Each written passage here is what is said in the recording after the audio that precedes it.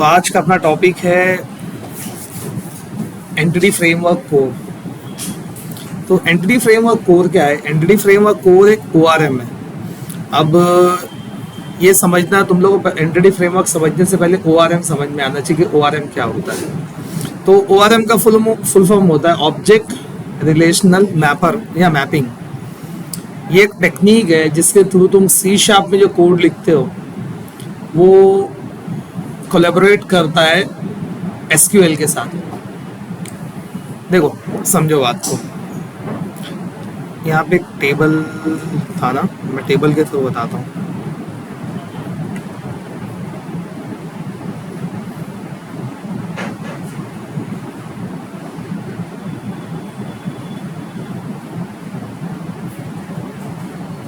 हाँ, कि जब कभी तुम लोग कोई डेटा जो है वो डेटाबेस से फेच करके लाने की कोशिश करते हो। बैकएंड का काम क्या है? डेटाबेस से इंटरेक्ट करना।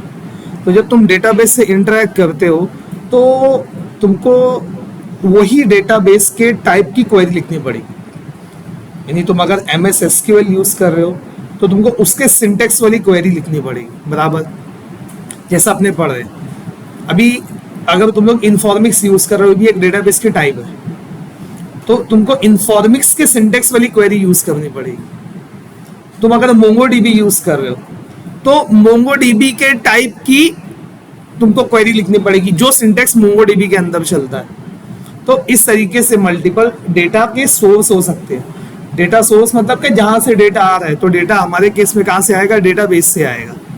तो मल्टीपल टाइप के डेटाबेस हो सकते हैं। तो अब यह टाइप नहीं, मैं बोलता हूँ मल्टीपल डेटाबेसेस हो सकते हैं, अलग अलग डेटाबेस हो सकते हैं। तो अभी हर डेटाबेस को क्वेरी करने के लिए उसका सिंटेक्स आना जरूरी है। जैसे भी हम जो पढ़े वो SQL पढ़े, इन्फॉर्मिक्स का इससे थोड़ा सा हट के है, इन्फॉर्मिक्स जो इससे थोड़ा सा हट के है। तो इस तरीके से अलग अलग सिंटेक्स होते हैं। तो ORM क्या करता है पता है? ORM बोलता है कि तुम मुझे यूज करो, अंडरलाइंग डेटाबेस कुछ भी हो, मैं क्वेरी ऑटोमेटिक बना दूंगा।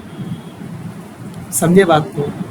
कि कोई भी अंडरलाइंग डेटाबेस सिस्टम हो, अगर इन्फॉर्मिक्स रहेगा तो इन्फॉर्मिक्स की क्वेरी मैं बना दूंगा, SQL सर्वर है तो उसकी क्वेरी मैं बना दूंगा। समझे? तो तुमको बहुत सारे टाइम पे जो अननेसेसरी SQL के कमांड्स लिखने पड़ते हैं वो तुमको लिखने नहीं पड़ते जब तुम ORM यूज करते हो। तो ORM का फुल फॉर्म है ऑब्जेक्ट रिलेशनल मैपिंग। तो ये मैपिंग होती कैसे है? तो तुम्हारे जो C# का ऑब्जेक्ट है, मतलब क्लास है, ऑब्जेक्ट क्लास से बनेगा। तो C# की तुम्हारी जो क्लास है, जो तुम्हारा मॉडल है, उसके अगेंस्ट वो एक टेबल बना देगा। अभी तुम जब डेटा भेजोगे, फॉर एग्जांपल हमारे केस में स्टूडेंट एक क्लास है। अब इसका डेटा ही स्टोर करना है उनको, डेटाबेस में इसका डेटा स्टोर करना है। तो जब कोई एडमिशन के लिए यहाँ पे आया, फॉर एग्जांपल मैं स्टूडेंट क्लास बना के रखा हूँ, तो मैं क्या बनाऊंगा? स्टूडेंट क्लास का एक ऑब्जेक्ट बनाऊंगा, बराबर है। और यही ऑब्जेक्ट मैं डेटाबेस में भेजूंगा। तो यहाँ पे अगर स्टूडेंट क्लास है तो डेटाबेस के अंदर इस रिकॉर्ड को स्टोर करने के लिए एक टेबल भी तो होना चाहिए ना। तो स्टूडेंट नाम का एक टेबल रहेगा। अब स्टूडेंट की क्लास है मेरे पास, यहाँ पे मेरे पास 4 प्रॉपर्टीज है, तो वहां पे भी मेरे पास 4 क्या होना चाहिए? कॉलम होना चाहिए। जब यहाँ पे, अब यहाँ केस में देखो, जैसे यहाँ पे एम्प्लॉय क्लास है, तो एम्प्लॉय क्लास के अंदर कितनी प्रॉपर्टी है? 1 2 3 4 प्रॉपर्टी है। अब ये 4 प्रॉपर्टी को स्टोर करने के लिए तुम्हारे पास एक ऐसा टेबल होना चाहिए जिसमें 1 2 3 4 कॉलम भी हो। अब जब तुम एक ऑब्जेक्ट भेजोगे ना, एक रिकॉर्ड है, तो ये एक क्या बन जाएगी? यहाँ पे रो बन जाएगी। एक रिकॉर्ड जब तुम भेजोगे तो जब डेटाबेस साइड जाएगा, जब वो स्टोर होगा, तो एक सिंगल ऑब्जेक्ट क्या बन जाएगा? एक रो बन जाएगी। और जो तुम्हारा एक मॉडल है तो हर मॉडल के अगेंस्ट पे एक टेबल बनेगा। तो स्टूडेंट क्लास है तो स्टूडेंट टेबल, स्टूडेंट का ऑब्जेक्ट है तो स्टूडेंट टेबल के अंदर एक रो। तो यहाँ पे अगर देखोगे तो ये इमेज में तुम लोग को बहुत सारी चीज क्लियर हो जाएगी कि अगर मैं ये यहाँ से 1 2 3 4 ये चीज भेजता हूँ, तो पहला ऑब्जेक्ट पहली रो, दूसरा ऑब्जेक्ट दूसरी रो, तीसरा ऑब्जेक्ट तीसरी रो। तो ये या हमारे केस में ये क्या ऑटोमेटिकली जाके ऐसा सेव हो जा रहा है ना। लेकिन जब तुम एंटिटी फ्रेमवर्क यूज नहीं करोगे तो ये तुमको मैनुअली करना पड़ता है, और डेटा को रिट्रीव करके लाना है टेबल में से, तो तुमको एसक्यूएल के कमांड्स लिखने पड़ते हैं। क्या लिखते हैं? सिलेक्ट एस्ट्रिक फ्रॉम स्टूडेंट, बराबर ऐसा लिखते थे ना, तो यहां पे नहीं लिखना पड़ेगा, बिहाइंड द सीन ये क्वेरी जनरेट होगी। समझे बात को? अंडरलाइंग सिस्टम क्या है? एसक्यूएल, तो एसक्यूएल की बनेगी। फॉर एग्जांपल कल मैं डीबी चेंज कर दिया, मैं इन्फॉर्मिक्स यूज करने लगा, तो ऑटोमेटिकली मेरा एंटिटी फ्रेमवर्क को जो है वो इन्फॉर्मिक्स की क्वेरी बनाएगा। ये सबसे बड़ा बेनिफिट है किसका? ORM का। और हम जो ORM यूज कर रहे हैं उसका नाम है एंटिटी फ्रेमवर्क कोर। तो देखो डॉटनेट फ्रेमवर्क के अंदर, जब डॉटनेट फ्रेमवर्क, तब तो डॉटनेट कोर पढ़ रहे हैं ना अपने, तो डॉटनेट फ्रेमवर्क के अंदर एंटिटी फ्रेमवर्क था, तो उसकी लास्ट जो रिलीज थी वो एंटिटी फ्रेमवर्क 6 थी। 6 डॉटनेट फ्रेमवर्क 4.8 पे खत्म हो गया था, लेकिन एंटिटी फ्रेमवर्क जो था वो EF6 लास्ट रिलीज थी। इसीलिए कभी कभी इंटरव्यूअर पूछ लेता है कि what is the difference between EF6 and EF core. समझे बात को? डॉटनेट फ्रेमवर्क जब एंड हुआ ना, तो एंटिटी फ्रेमवर्क भी एंड हुआ, तो डॉटनेट फ्रेमवर्क जो था 4.8, यहां देखो कंफ्यूज नहीं होना, बताता हूं, बस है इमेज।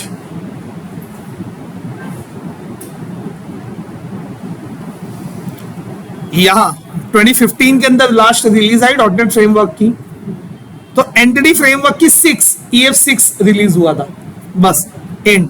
अब जैसे ही डॉटनेट कोर जो है 2016 के अंदर लॉन्च हुआ ना, तो अब इसके साथ जो है EF कोर 1 आया। तो हर साल जिस तरीके से Entity framework sorry dot net core आता था ना, तो EF कोर भी आता था। तो अभी जो रिलीज है डॉटनेट कोर की, डॉटनेट 9 आई ना, तो EF9 भी आया। समझे बात को? तो ये EF9 नहीं, EF कोर 9 है। समझे? कोर, एंटिटी फ्रेमवर्क नहीं, एंटिटी फ्रेमवर्क कोर।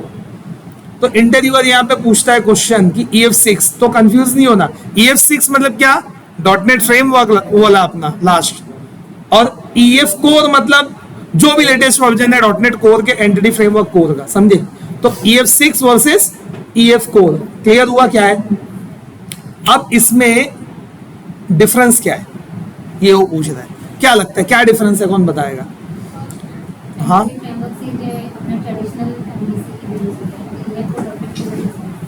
ठीक है, ये तो सिंपल बात हो गई। एक एकदम बेसिक डिफरेंस है, क्रॉस प्लेटफॉर्म। ये क्रॉस प्लेटफॉर्म है। समझे बात को? यही आंसर है। क्लियर है? ये समझा था मैं, भले जो पढ़ रहे हैं उसकी हिस्ट्री तो पता हो कि क्या है, क्यों है वो, तो ये था। क्लियर है?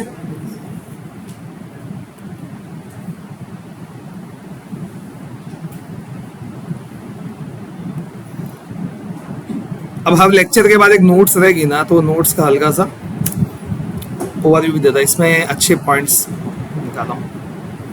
तो what is ORM and introduction to entity Framework core. तो ORM क्या है? Object relational mapping. ORM is a programming technique used to bridge the gap between object-oriented programming languages and relational database.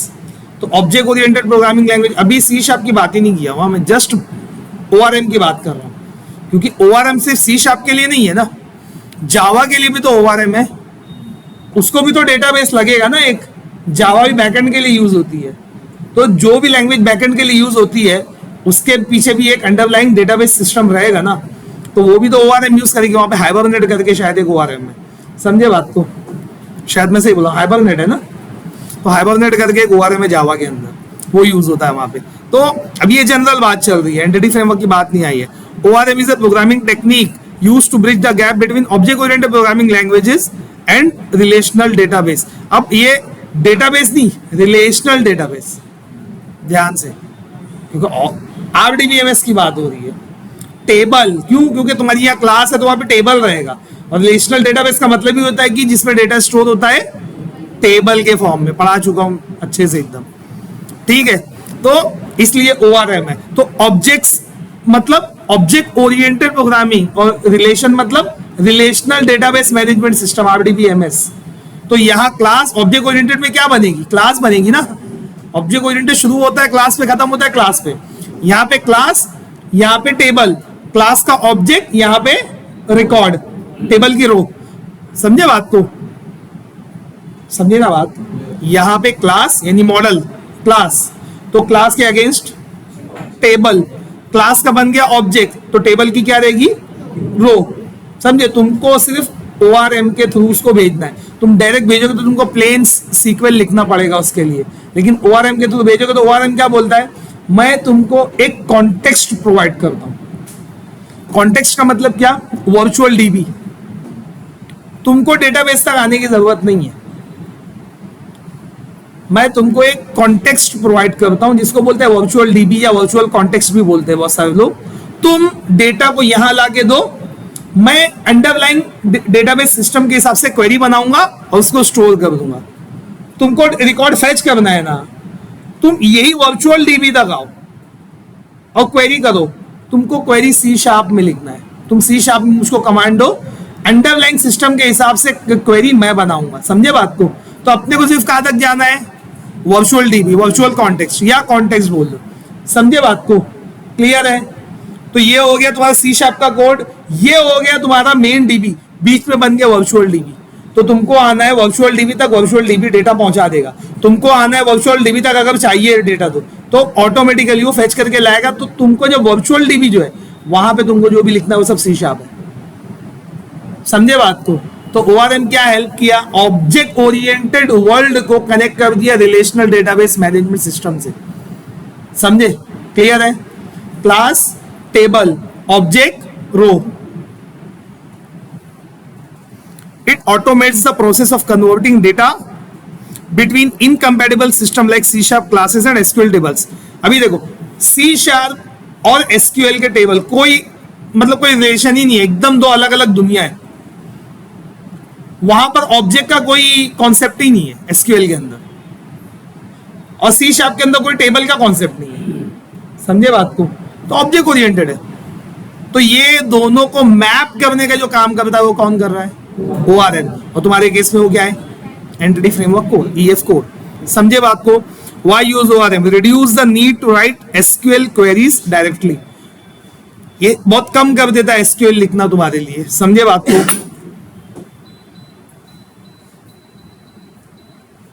SQL लिखना कम कर देता है तुम्हारे लिए। Increases developer productivity by automating repetitive tasks. बहुत सारे टास्क ऐसे हैं जो तुमको रिपीटेडली लगते हैं, जैसे भी select asterisk from table name, ये बार बार अपने को करना पड़ता है ना। ये ऑटोमेटिकली ये एंटिटी फ्रेमवर्क लाके डेटा देगा तुमको, देखोगे तुम लोग एकदम easily. Provides a strongly typed interface for database interaction. बहुत इजी इंटरफेस तुमको लगेगा डेटाबेस से इंटरेक्ट करने का, वरना ऐसे SQL लोग देखते तो बहुत मुश्किल लगता है।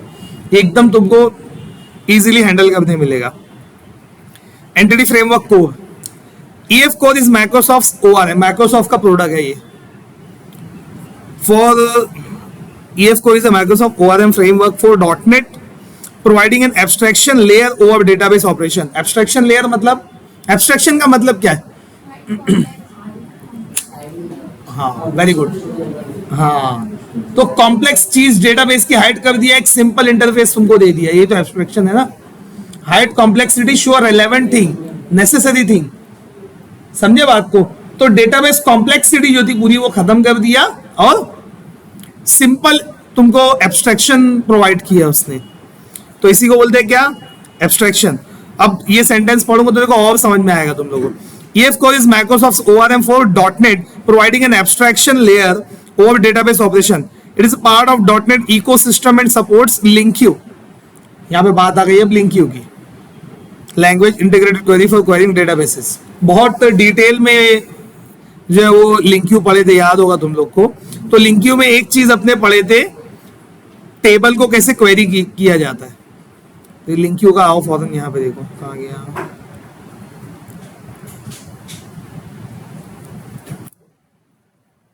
ये तो यहाँ पे सिंगल C# ऑब्जेक्ट हो या कलेक्शन ऑफ ऑब्जेक्ट हो, LINQ के थ्रू तुम जब उसको फेच करते हो डेटाबेस से, तो LINQ क्या करता है, डेटाबेस से लेके आता है रिकॉर्ड को और कन्वर्ट कर देता है तुम्हारे ऑब्जेक्ट के अंदर। जैसे अभी ये टेबल से रिकॉर्ड किया, ये क्या है, ये टीबीएल एम्प्लॉय है, बराबर। अब टेबल से रिकॉर्ड फेच करके आया, अब तुम्हारे सी शार्प के अंदर आ रहा है वो, बराबर है, समझो बात को। सी शार्प के अंदर कोई टेबल का कॉन्सेप्ट है क्या? नहीं है। तो ORM एंटिटी फ्रेमवर्क कोर क्या करता है, वो टेबल को मैप किया तुम्हारे क्लास से, मॉडल से, और एक एक रो को क्या बना दिया, ऑब्जेक्ट। तो अब ये अगर ये पूरे टेबल को अगर मैं क्वेरी करूं, ये पूरे टेबल को, दिख रहा है, तो यहाँ क्या आएगा, ये टेबल किससे मैप है, टीबीएल एम्प्लॉय क्लास से मैप है, बराबर। एक ऑब्जेक्ट तो इसका, अरे एक रिकॉर्ड तो इसका क्या है, एम्प्लॉय का एक ऑब्जेक्ट, और अगर मल्टीपल रिकॉर्ड आए तो यहाँ पे क्या, लिस्ट ऑफ एम्प्लॉय, यानी एम्प्लॉय के बहुत सारे ऑब्जेक्ट्स। तो ये कौन करता है ये काम, ये इंटरनली लिंक यू करता है। तो एंटिटी फ्रेमवर्क लिंक यू को यूज करता है इंटरनली, समझे बात को। जो कमांड बनेगा, अभी मैं बोल रहा हूं ना बिहाइंड द सीन बनता है, वो कमांड में तुम लोग को दिखाऊंगा कहां बनता है और क्या बनता है। क्लियर है? ये इकोसिस्टम समझा ना, ये क्या कैसे चलता है, ये इंपॉर्टेंट था।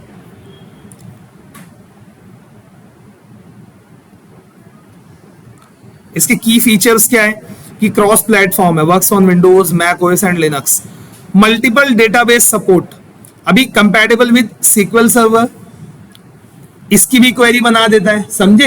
एंटिटी फ्रेमवर्क कोर, अगर डेटाबेस सीक्वल सर्वर है तो उसकी भी क्वेरी बिहाइंड द सीन बना के रखेगा, माई सीक्वल है तो उसकी भी बनाएगा, पोस्टग्रेस है उसकी भी बनाएगा, सीक्वल लाइट है उसकी भी बनाएगा, समझे बात को, एंड मोर। मतलब तुम चाहे इसमें से कोई सा भी डेटाबेस सिस्टम यूज करो, ORM उसको हैंडल करेगा, बराबर, समझे बात को। EF कोड हैंडल करेगा उसको। इसमें से ये मैं यूज कर चुका हूं, ये भी मैं यूज कर चुका हूं, ये दोनों में मैं काम किया हूं, और अभी तीसरा जो यहाँ पे है नहीं, इन्फॉर्मिक्स, उस पर मैं कर रहा हूं, और सब पे EF कोड एकदम जलवा चलता है, कोई टेंशन नहीं। चेंज ट्रैकिंग, ये अभी थोड़ा समझेगा नहीं, और कोड फर्स्ट। तो इसके अंदर ना अप्रोच है, इसके अंदर अप्रोच है। एंटिटी फ्रेमवर्क को यूज करने के दो फेमस अप्रोच है, एक है कोड फर्स्ट और एक है DB फर्स्ट। तो अप्रोच को समझ लो खाली।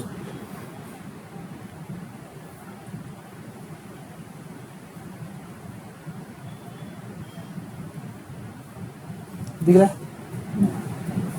तो अगर पहले से कोई डेटाबेस सिस्टम तुम्हारे पास है, मतलब डेटाबेस रेडी है, अब प्रोजेक्ट स्टार्ट करना है तुमको, मेरी बात समझे। डेटाबेस रेडी यानी टेबल बना हुआ है।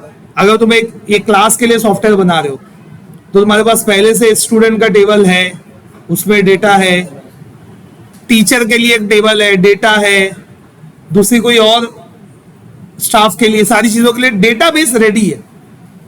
अब तुमको C# में कोड करना स्टार्ट करना है, तो ऐसे टाइम पे तुम यूज करते हो DB फर्स्ट अप्रोच, यानी डेटाबेस पहले से है, समझे। देखो एग्जिस्टिंग डेटाबेस, तो डेटाबेस फर्स्ट अप्रोच यूज करो। तो एंटिटी फ्रेमवर्क क्या करेगा पता है, जितने तुम्हारे टेबल है ना, हर टेबल के लिए क्लास बना देगा मैप करने के लिए। देखो टेबल और क्लास मैप तो होगी, अब तुमको डिसाइड करना है कि पहले क्लास बना के टेबल से मैप करूं या पहले टेबल बनाओ फिर क्लास से मैप करूं।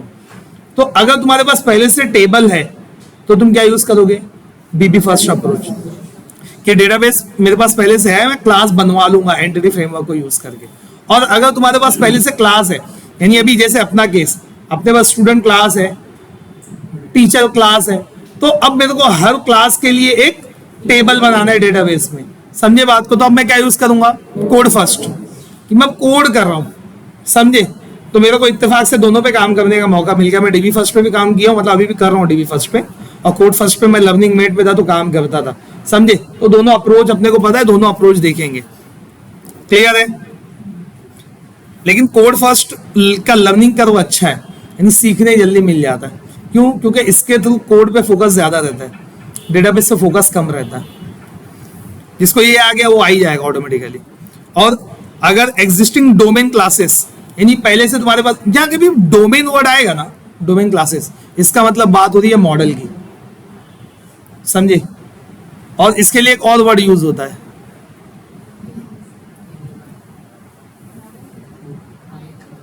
तुम लोगों को तो बताया ही नहीं, तुम लोगों का मसला नहीं है। POCOs, what is the full form? Plain old CLR objects. तो डोमेन की क्लास, तो ये मॉडल की बात हो रही है सिंपल भाषा में, समझे? कभी ये डोमेन, कौन सी डोमेन की क्लास है, या तो कभी कोई पटेली में बोल दिया कंपनी के अंदर, तो बोलना है अपने को पता है, डरने या नहीं। मॉडल की बात हो रही है, यही को डोमेन की क्लास बोलते हैं। इसी को पोकोस भी बोलते हैं, plain old CLR objects. POCO, P for plain, O for old, C for CLR and objects. CLR पढ़ाया मैं तुम लोगों को? तुम लोगों को नहीं, सेकंड बैच तुम लोगों को नहीं पढ़ाया ना? हाँ, वो इंटरव्यू में काम आएगा तुम लोगों को। CLR क्या होता है, CTS क्या होता है, पूरी डिटेल में पढ़ेंगे। इंटरमीडिएट लैंग्वेज क्या होती है, तुम लोग को हल्का सा बता चुका हूं मैं। तो अगर ये डोमेन की क्लास पहले से अपने पास है, यानी मॉडल पहले से अपने पास है, यानी C# की क्लास अपने पास है, तो कोड फर्स्ट अप्रोच यूज करके डेटाबेस बना लेंगे। समझे बात को? तो यहां पर ये जो काम कर रहा है, कौन काम करता है? Entity framework code. समझे? अभी तक जो आर्किटेक्चर बताया हूं, ये दोनों में कॉमन है। ये .NET फ्रेमवर्क के साथ जो है एंटिटी फ्रेमवर्क है, और .NET कोर के साथ एंटिटी फ्रेमवर्क कोर है, लेकिन अंडरलाइंग सिस्टम जो है वो सेम है। क्वेरी जनरेशन सेम है। समझे बात को? लिंक्यू का प्रोसेस सेम है। लिंक्यू का प्रोसेस सिर्फ वहां कोर के अंदर थोड़ा सा चेंज हो जाता है, लेकिन उससे तुम लोग कोई फर्क भी नहीं पड़ेगा। इतना क्लियर समझा? ये अभी तक सिर्फ ये समझते थे कि ORM क्या होता है और एंटिटी फ्रेमवर्क कोर को यूज क्यों करना है। क्लियर है? अब एक और इमेज है, देखो कोड फर्स्ट की। तो यहाँ पे तुम्हारे पास क्लास है, और क्लास से क्या बनेगा? डेटाबेस। और अगर डेटाबेस है तो डेटाबेस से क्या बना लोगे? क्लास। वही देखो, क्लासेस क्या लिखा है यहाँ पे? मॉडल। तो मॉडल को बहुत सारे लोग डेटा मॉडल भी बोलते हैं, वही सब एक ही बात है। तो introduction to entity Framework core. Entity Framework core is a light weight, extensible and cross-platform framework for accessing database in .NET application. It is the most used database framework for ASP.NET Core application. तो .NET Core की application है, ये use करेगी entity Framework core को internally, और database को query करेगी, command करेगी। समझे बात को? अब एक बात और समझो, एंटिटी फ्रेमवर्क कोर जब नहीं था, या एंटिटी फ्रेमवर्क ही नहीं था, उससे पहले क्या था? तब भी तो डेटाबेस को कमांड किया जाता था, क्वेरी की जाती थी। वो टाइम पे ADO.NET यूज होता था, ADO.NET। समझे? ADO.NET। तो ADO.NET यूज करते थे, लेकिन ADO.NET में बहुत ज्यादा चीजें मैनुअली करनी पड़ती थी। डेटाबेस का कनेक्शन मैनुअली ओपन करना पड़ता था, फिर कमांड करना पड़ता था। जब कमांड कंप्लीट हो गया तो उसके बाद क्लोज करने का भी कोड लिखना पड़ता था। ये सब काम, फिर जब डेटा लेके आते थे, तब टेबल से डेटा आया है। अब यहाँ पे तुम्हारी फॉर एग्जांपल TBL एम्प्लॉय से डेटा आ रहा है, और क्लास मैप करने वाली कौन सी है? एम्प्लॉय। बराबर। अब ORM तो है नहीं, ऑटोमेटिकली मैप हो जाएगा, तो तुमको उस डेटा को कन्वर्ट भी करना पड़ता था। देखो पता होगा, ADO.NET पढ़ी है ना? समझे बात को? तो ये सब तमाशे नहीं करना पड़ता इसके अंदर, ये ऑटोमेटिकली एंटिटी फ्रेमवर्क कोर करके देता है तुमको। समझे बात को? तो ये इमेज देखो, ये बेस्ट इमेज है समझाने के लिए। यहां तुम्हारे केस में अभी फॉर एग्जांपल क्लास है, क्लास में 2 प्रॉपर्टी है, तो ये तुम्हारा मॉडल की क्लास, ये तुम्हारी क्लास है, मैप हो जाएगी डेटाबेस के टेबल से, और हर प्रॉपर्टी मैप हो जाएगी कॉलम से। तो डेटाबेस साइड पे तुम्हारा टेबल बन गया, यहां पे तुम्हारा मॉडल बन गया। सिंपल।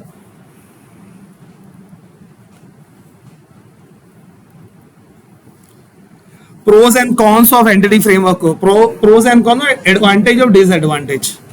तो ये शॉर्टर कोड प्रोवाइड करता है, मतलब तुमको बहुत कम कोड में बहुत सारा काम करने मिल जाता है, और कुछ नहीं। CRUD ऑपरेशंस, यानी क्रिएट, रिट्रीव या read, update, delete. CRUD operations जो है वो इजीली हो जाते हैं, और तुम स्टोर प्रोसीजर को भी कॉल कर सकते हो, लेकिन नॉर्मली स्टोर प्रोसीजर लोग यूज नहीं करते, जो लोग एंटिटी फ्रेमवर्क यूज करते हैं। एक और बात, अभी अगर किसी को प्लेन SQL ही लिखना है, तो एंटिटी फ्रेमवर्क एक मेथड प्रोवाइड करता है, देखेंगे हम, उसमें प्लेन SQL भी तुम लिख सकते हो। जैसे अभी तुमको ऐसा लग रहा है कि एंटिटी फ्रेमवर्क जो command behind the scene generate कर रहा है वो थोड़ा सा कॉम्प्लेक्स है, या उससे परफॉर्मेंस डाउन हो रहा है, तो रॉ SQL भी तुम लिख सकते हो। मतलब एंटिटी फ्रेमवर्क इतना जलवा है ना, मतलब रॉ एसक्यूएल लिखना है ना वो भी लिखने देगा तुमको। परफॉर्मेंस, EF को परफॉर्म स्लोअर देन ADO.NET। अब जाहिर सी बात है उससे स्लो रहेगा, क्यों पता है? क्योंकि एंटिटी फ्रेमवर्क इंटरनली ADO.NEट को ही यूज करता है। वो तुमको एक इजी इंटरफेस प्रोवाइड करता है, कनेक्शन ओपन तुम मत करो, क्लोज तुम मत करो, इंटरनली ADO.NEट ही चलता है। समझे बात को? तो एक रैपर आ गया ना, एक रैपर आ गया, एक इंटरमीडिएट स्टेप बढ़ गया, तो उसकी वजह से प्रोसेस क्या है, थोड़ा सा स्लो रहेगा एंटिटी फ्रेमवर्क का। तो उसको टैकल करने के लिए लोग क्या करते हैं, जहां कहीं कॉम्प्लेक्स कमांड लगता है वहां पे खुद लिख देते हैं SQL, प्लेन SQL, तो कन्वर्जन का प्रोसेस खड़ गया ना वहां से, तो ऑटोमेटिकली परफॉर्मेंस नेक्स्ट लेवल पे चले जाता है। सो ADO.NET और its alternative such as Dapper, ये भी अपने को पढ़ना है। जिस तरीके से एंटिटी फ्रेमवर्क कोर एक ORM है, उसी तरीके से डैपर भी एक माइक्रो ORM है। अब ये ORM और माइक्रो ORM में जो डिफरेंस होता है, मैं एक सेंटेंस से बोल के निकलता हूं, जब डैपर पढ़ाऊंगा तो अच्छे से उसको देख लेंगे कि एंटिटी फ्रेमवर्क को पूरा SQL कमांड जनरेट करता है, ये फुल फ्लेज ORM है। लेकिन डैपर ये माइक्रो ORM है, तो माइक्रो ORM सिर्फ कनेक्शन ओपन और क्लोज करके दे देता है, लेकिन कमांड जनरेट नहीं करता। क्वेरी तुमको लिखनी पड़ती है, प्लेन SQL लिखना पड़ता है उसके अंदर, जो भी अंडरलाइंग डेटाबेस सिस्टम है। इन्फॉर्मिक्स है तो इन्फॉर्मिक्स के कमांड लिखने पड़ेंगे, समझे बात को? तो इसलिए वो क्या है, वो फुल फ्लेज ORM नहीं है, इसलिए उसको बोलते हैं माइक्रो ORM। लेकिन एंटिटी फ्रेमवर्क को ये फुल फ्लेज ORM है, इसमें कमांड नहीं भी लिखोगे पूरा वो करके देगा तुमको। समझे बात को? ये डिफरेंस है ORM और माइक्रो ORM। जब डैपर पढ़ेंगे तो डैपर से एक क्रट बना के देखेंगे, तो डैपर भी तुम लोगों को समझ में आ जाएगा। ये स्टैक ओवरफ्लो का प्रोडक्ट है। स्टैक ओवरफ्लो पता है ना, जब भी कोई एरर आता है गूगल पे, जब तुम लोग पेस्ट करोगे तो सबसे पहले जो वेबसाइट खुलेगी उसका नाम है स्टैक ओवरफ्लो। स्टैक ओवरफ्लो एक पूरे वर्ल्ड के डेवलपर्स, हाँ हाँ हाँ, नहीं बताता हूँ क्या है। पूरे वर्ल्ड के डेवलपर उस पर लॉग इन करते हैं, अपनी आईडी बनाए रहते हैं। अब मैं उस पर हूँ, मेरे को एक प्रॉब्लम आया, मैं कॉपी किया, पेस्ट किया वहां पे कि भाई मेरे को ये इशू आ रहा है। अब C# के जितने डेवलपर रहेंगे वो आंसर करेंगे, और मेरा जिस आंसर से मेरा प्रॉब्लम सॉल्व हो मैं उसको टिक मार्क कर दूंगा। तो अब फॉर एग्जांपल ये प्रॉब्लम मेरा सॉल्व हो गया। अब सेम प्रॉब्लम अरफात को आया, अरफात गया, एरर को कॉपी पेस्ट किया गूगल के ऊपर, एंड अभी स्टैक ओवरफ्लो पे नहीं किया अरफात, गूगल पे पेस्ट किया, तो ऑटोमेटिकली स्टैक ओवरफ्लो का वही आंसर ऊपर आएगा। अरफात देखेगा अच्छा ये इशू इससे रिजॉल्व हुआ था, सेम मेरा भी कॉपी पेस्ट इशू रिजॉल्व। तो जो भी तुमको प्रॉब्लम आएगा वो ऑलरेडी स्टैक ओवरफ्लो पे रहेगा पहले से, समझे? बहुत कम ऐसा चांस रहता है कि स्टैक ओवरफ्लो पे जाके लॉगिन करके लिखना पड़ता है, ऐसा होता नहीं जल्दी, समझे बात को? क्योंकि अपने को इतनी लेटेस्ट टेक्नोलॉजी यूज करते ही नहीं है कि किसी को उससे पहले वो एरर आया ही नहीं है। दुनिया भर के लोग पहले से पड़े हुए हैं, मेरे ख्याल से जो अपने को आया रहता है वो 1 लाख लोग को पहले आ चुके रहता है, इतना लेटेस्ट .NET 8 यूज करने के बाद भी 1 लाख से ज्यादा लोग को वो इशू आ चुके रहता है और रिजॉल्व रहता है वो, समझे? क्लियर है? वो जो वेबसाइट है वो स्टैक ओवरफ्लो उसका नाम है, और स्टैक ओवरफ्लो का प्रोडक्ट जो है वो डैपर है, और डैपर क्या है? Micro ORM। समझे बात को? Strongly type the column as created as properties in model class. जो प्रीवियस सभी स्लाइड में तुमको दिखाया कि टेबल का जो कॉलम है मॉडल की प्रॉपर्टी रहेगी, वो हिसाब से बनेगा, इसलिए वो क्या है? स्ट्रांगली टाइप्ड है। अगर यहाँ पे इंटीजर है C# के अंदर टाइप तुम्हारे मॉडल की प्रॉपर्टी की, फॉर एग्जांपल यहाँ पे देखो कि यहाँ पे डेटा टाइप अगर इंटीजर है तो ऑटोमेटिकली यहाँ पे भी वो इससे एसोसिएटेड जो भी टाइप रहेगी वो ले लेगा। यहाँ पे डेटाबेस के अंदर इंटीजर है, इत्तेफाक से ये कोइंसिडेंस है ये कि यहाँ पे भी इंटीजर है C# में भी, और वहां पे भी इंटीजर है, और यहाँ पे अगर स्ट्रिंग है तो यहाँ पे क्या है?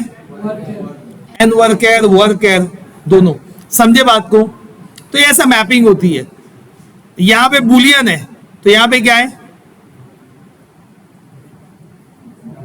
बिट, समझे बात को? तो इस तरीके से डेटा टाइप मैप होती है, इसी के लिए वो क्या लिखा है? Strongly typed. कॉलम्स जो प्रॉपर्टीज है स्ट्रांगली टाइप्ड है। Plus the developer need not convert data type of values, it is automatically done by EF core. मतलब तुम टेबल से वैल्यू लाए, तुम्हारे मॉडल से ऑटोमेटिकली मैप भी कर देता है, कन्वर्ट भी कर देता है, सब काम कर देता है एंटिटी फ्रेमवर्क को। अप्रोच ये देख लिए अपने, डीबी फर्स्ट है तो क्या रहेगा, डिजाइन टाइम पे, हाँ डिजाइन टाइम पे डीबी तुम्हारे पास जनरेट करेगा क्या, एंटिटी मॉडल क्लासेस, बराबर। और रन टाइम पे फिर तुम क्या करोगे, सी शार्प के कोड से ही फैच करोगे डेटा, डीबी से एक्सेस करना है तो। और कोड फर्स्ट के अंदर क्या है, डिजाइन टाइम पे एंटिटी मॉडल क्लास पहले से बनी हुई तो जनरेट क्या कर रहे हो तुम, डेटाबेस का टेबल, और एक्सेस करना है तो क्लास को यूज करके डीबी को एक्सेस करोगे। तो एक्सेस करने का तरीका तो वही है कि सी शार्प से तुमको डेटाबेस को एक्सेस करना है, सिंपल। अब एंटिटी फ्रेमवर्क कोर के जो दो अप्रोच है उसका भी प्रो एंड कॉन्स देख लो। तो code first approach suitable for newer database. For example अभी डेटाबेस बना ही नहीं है, मतलब प्रोजेक्ट स्टार्ट हो रहा है एकदम न्यू, तुमको मॉडल की क्लास बनाते चले जाना है, डायरेक्ट वो अपडेट एंटिटी फ्रेमवर्क उसके अगेंस्ट टेबल बना के दे देगा, तो ये सुटेबल है इस कंडीशन में ज्यादा। हम लोग के साथ ये हुआ भी था, हम लोग की एक एप्लीकेशन थी जो ऑलरेडी दूसरे उसमें चल रही थी, तो हम लोग को पूरा एप्लीकेशन का कोड मिल गया था, डेटाबेस नहीं मिला था। तो कोई एक था अजीब, वो मैनुअली बनाने स्क्रिप्ट पे वो सब कर रहा था, क्योंकि वो एंटिटी फ्रेमवर्क, मेरा जो तजर्बा रहा, एक्सपीरियंस रहा, ये लोग को समझता ही नहीं कोड फर्स्ट अप्रोच। तो वो हैरान था क्या कैसे करेंगे, हो ही नहीं रहा है, हो ही नहीं रहा है। तो कॉल पे सब सीनियर थे, मैं खाली कॉल पे आके बोला मौला एक कमांड से हो जाएगा, और सब में से मतलब कोई 12 साल एक्सपीरियंस का था, डेंजर लोग थे, तो अपने कोई हल्के में लिया, कोई गिन ही नहीं रहा था, तो मजबूरन चुप बैठ गया, अपने क्या कर सकते हैं। फिर ऐसा हुआ कि पूरी टीम को कोड फर्स्ट अप्रोच मैं समझाया थोड़ी देर बाद, जब उनसे नहीं हो पाया तो मॉडल की क्लास पूरी थी अपने पास, मॉडल की एक कमांड था खाली, ऐड माइग्रेशन भी नहीं, अपडेट डेटाबेस, एक कमांड था, पूरा डेटाबेस बना टेबल के साथ, माइग्रेशन खाली। हाँ, तो मैं उन लोगों को समझाया, जो तुम लोगों को बताऊंगा, जो पॉइंट आउट करूंगा ना मैं, वो चीजें बताऊंगा कि वहां मैं उन लोगों को समझाया था कि यहाँ ट्रैक होता है चीजें, समझे बात को। तो manual changes to DB will be most probably lost because your code defines database. जब तुम कोड फर्स्ट अप्रोच यूज कर रहे हो तो अब तुम डेटाबेस को छेड़ोगे नहीं, जाके मैनुअली कुछ भी नहीं करोगे, ना कॉलम बढ़ाओगे ना कम, कुछ भी नहीं करोगे, हर चीज कहां से होगी, कोड के थ्रू होगी, और जो भी तुम करोगे उसका रिकॉर्ड मेंटेन रहेगा डेटाबेस में भी और सी शार्प के कोड में भी। Store procedures are to be written as a part of C sharp code, ये भी अपने देखेंगे, बताऊंगा तुमको कि अभी तक जो है स्टोर प्रोसीजर वहां लिख रहे थे, यहां से स्टोर प्रोसीजर जाएगा डेटाबेस के अंदर। पूरा जितने पॉइंट अपने पढ़ रहे हैं ना अभी, ये सब प्रैक्टिकली परफॉर्म करना है, जितनी भी चीजें पढ़ रहे हैं।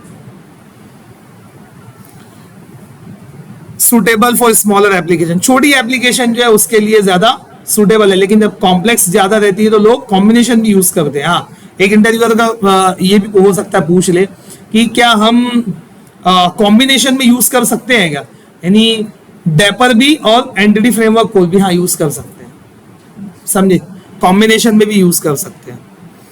अब जब डीबी फर्स्ट है तो suitable if you have an existing database, पहले से अगर डेटाबेस है तो कोई प्रॉब्लम नहीं है, तुम ये यूज कर सकते हो।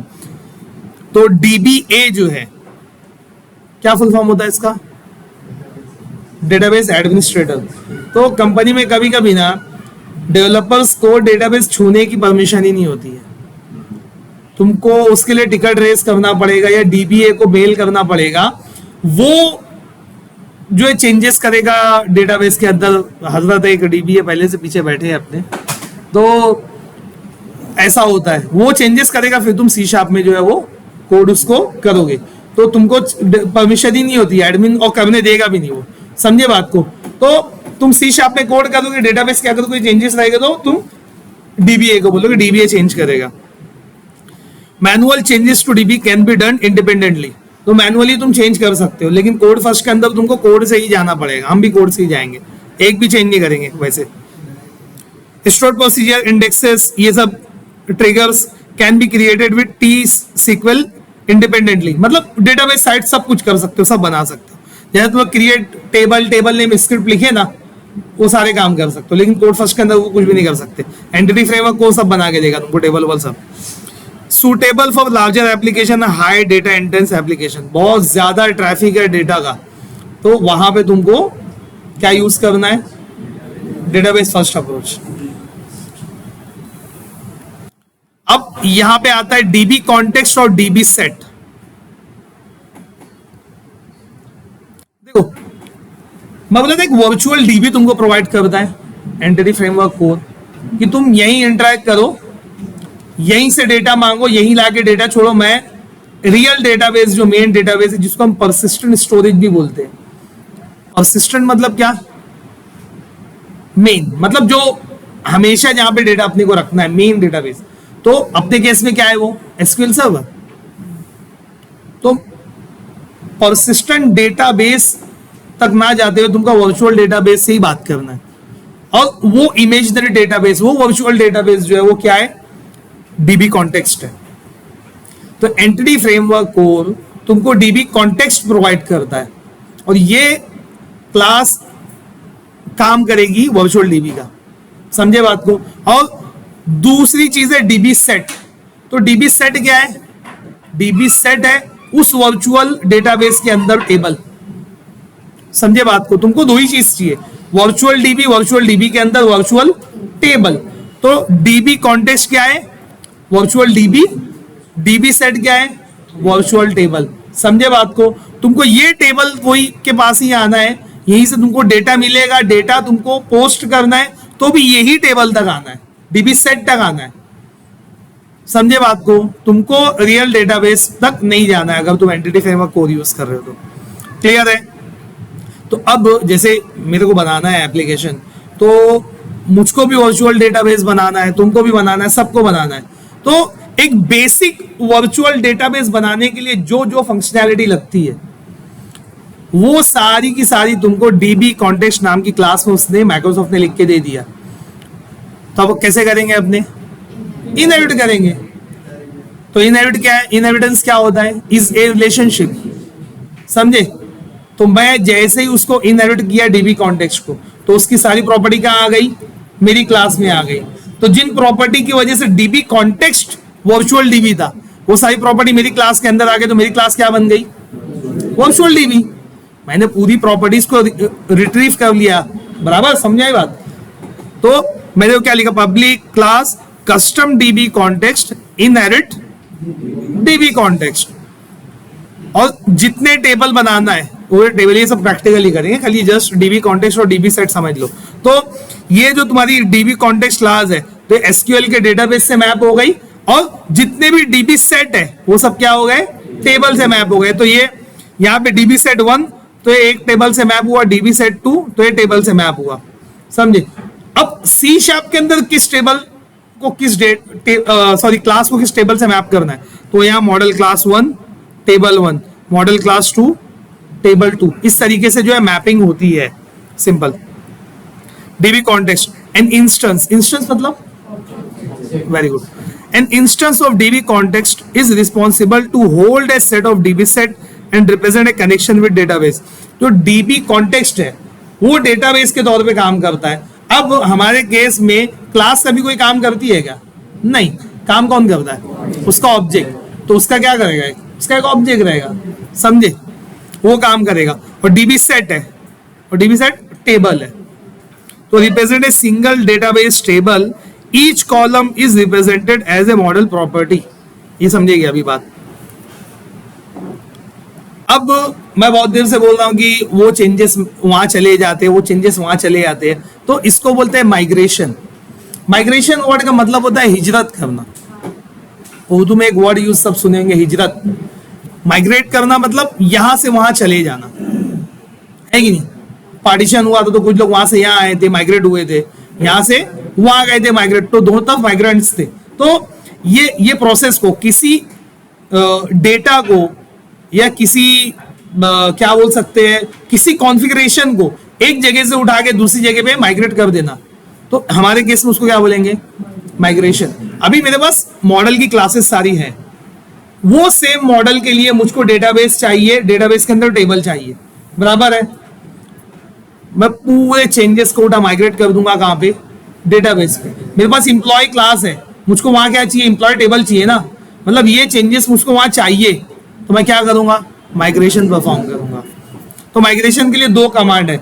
जब कभी तुमको कोई ऐसे चेंजेस दिखे सी शार्प के अंदर जो तुमको डेटाबेस में चाहिए, तो एक कमांड लिखो ऐड माइग्रेशन, माइग्रेशन का नेम, तो वो ट्रैक करके लेके आएगा कि कितने चेंजेस है। फॉर एग्जाम्पल मेरी इंप्लॉय क्लास के अंदर पहले 4 प्रॉपर्टी थी बराबर, अब मैं एक प्रॉपर्टी बढ़ा दिया, यहां 4 प्रॉपर्टी थी तो टेबल के अंदर क्या रहेंगे, 4 कॉलम बराबर। अब मैं सी शार्प के अंदर एक प्रॉपर्टी बढ़ा दिया, मॉडल के अंदर 5 प्रॉपर्टी हो गई। अब 4 प्रॉपर्टी के लिए 4 कॉलम तो है, 5वीं प्रॉपर्टी का डेटा कहां जाएगा, उसके लिए भी एक कॉलम चाहिए ना। और अब मैं डेटाबेस को छू नहीं सकता जाके, जो भी होगा सी शार्प के थ्रू होगा। तो मैं एक कमांड लिखूंगा ऐड माइग्रेशन, माइग्रेशन नेम, तो ये ट्रैक करेगा, देखेगा कि बराबर मैपिंग है कि नहीं, तो उसको क्या मिलेगा कि एक प्रॉपर्टी बढ़ गई है, वो बोलेगा ये प्रॉपर्टी के अगेंस्ट तुमको एक कॉलम वहां लगेगा। बोलूंगा ठीक है, मैं लिखूंगा अपडेट डेटाबेस, दूसरा कमांड लिखूंगा, तो ऑटोमेटिकली वो क्या करेगा, जाके एक कॉलम बना देगा। एक प्रॉपर्टी में यहां बढ़ाया ना, वहां पे वो जाके एक कॉलम बढ़ा देगा। इसी को बोलते हैं माइग्रेशन, यही प्रोसेस को बोलते हैं माइग्रेशन। 2 कमांड है, माइग्रेशन ऐड करो, अपडेट करो। जब ऐड करोगे तो ट्रैक करेगा कि चेंजेस क्या है, अपडेट करोगे तो चेंजेस को अपडेट कर देगा वहां पे माइग्रेट। कोई क्वेश्चन पूछा नहीं ना, ठीक। तो इसको एग्जीक्यूट करना रहता है पैकेज मैनेजर कंसोल के अंदर। पैकेज मैनेजर कंसोल क्या रहता है तुम्हारे विजुअल स्टूडियो में, हाँ ठीक। तो add migration file that contain C sharp code to update, ये सब प्रैक्टिकली देखेंगे, ये नहीं, बस इतना काफी है।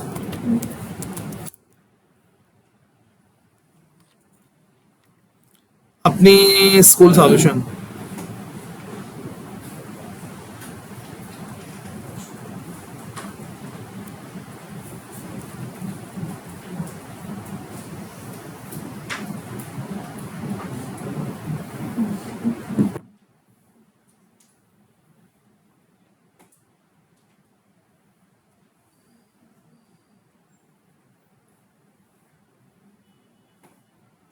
ठीक है।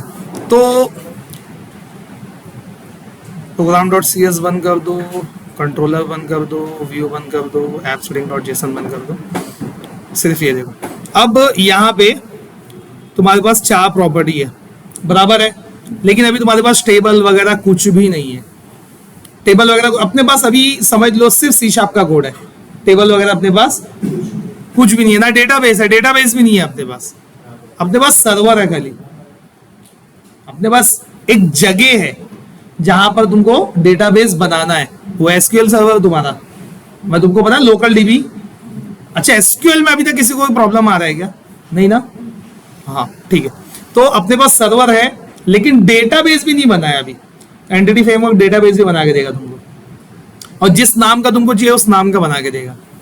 समझे बात को, सिर्फ तुमको डिटेल बताना है कि भाई मेरे को ये सर्वर पे इस नाम का डेटाबेस बना के चाहिए, वो बना देगा, ठीक है। तो यहां पे ना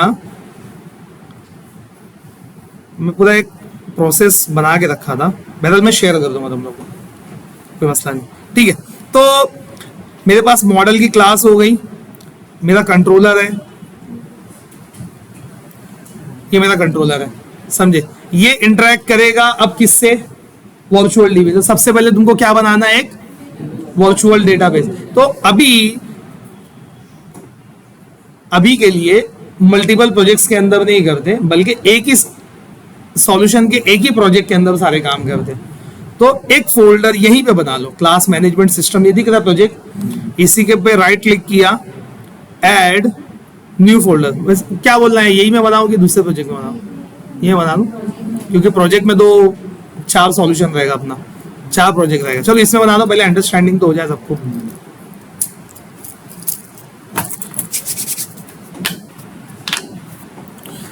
न्यू फोल्डर, इसका नाम रख दो EF या डेटा। मैं यहाँ पे EF कोर इसका नाम लिख देता हूं ताकि तुम लोग समझे कि EF कोर से रिलेटेड जो चीजें हैं वो इस फोल्डर के अंदर है।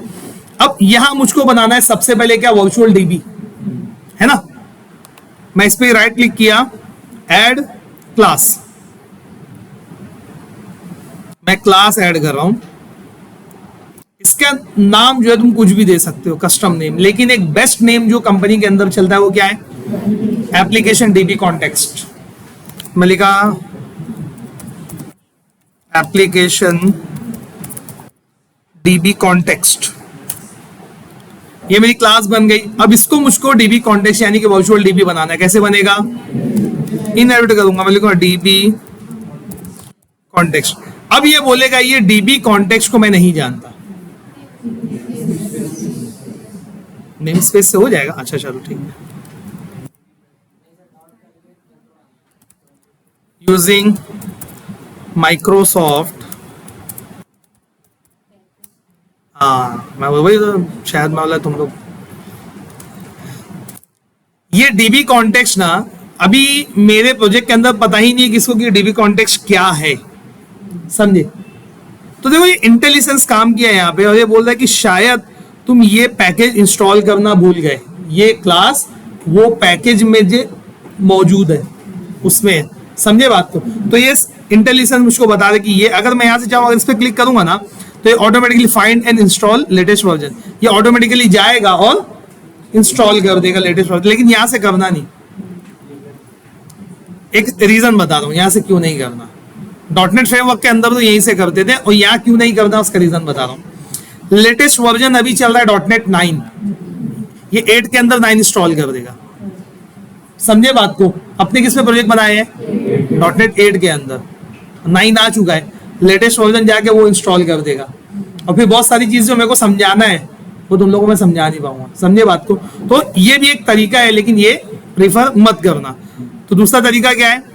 ये प्रोजेक्ट पे राइट क्लिक करके यहां पे कहा गया मैनेज न्यूगेट पैकेजेस, ये ओपन हुआ। यहाँ पे जो इंस्टॉल्ड है वो यहाँ पे दिखेंगे, और तुमको कोई दूसरा इंस्टॉल करना है तो ब्राउज पे क्लिक करने का, ब्राउज पे क्लिक करो, यहां पे आओ, मैं यहां पे लिखा एंटिटी फ्रेमवर्क कोर, तो पैकेज सर्च करके निकालेगा।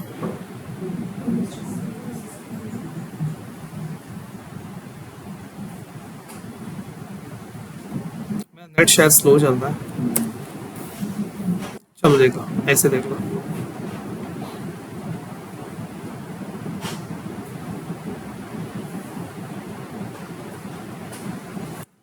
तो दो पैकेज तुम लोग को लगेंगे, एक Microsoft dot Entity Framework core dot SQL, दूसरा पैकेज है Microsoft dot Entity Framework core dot tools.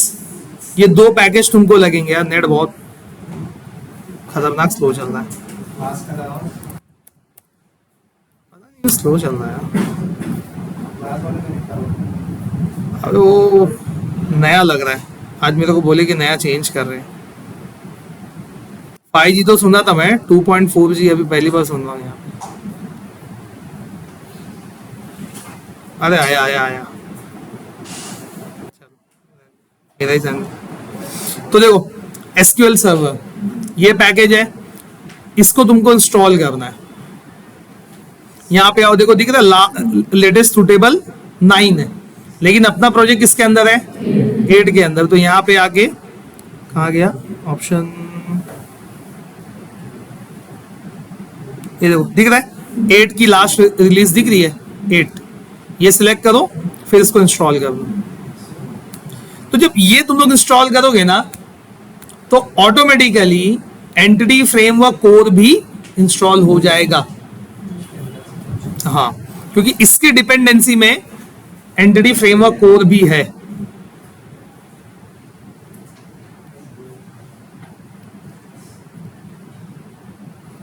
अच्छा एक क्वेश्चन, एसक्यूएल सर्वर ही क्यों इंस्टॉल किया मैं यहाँ पे?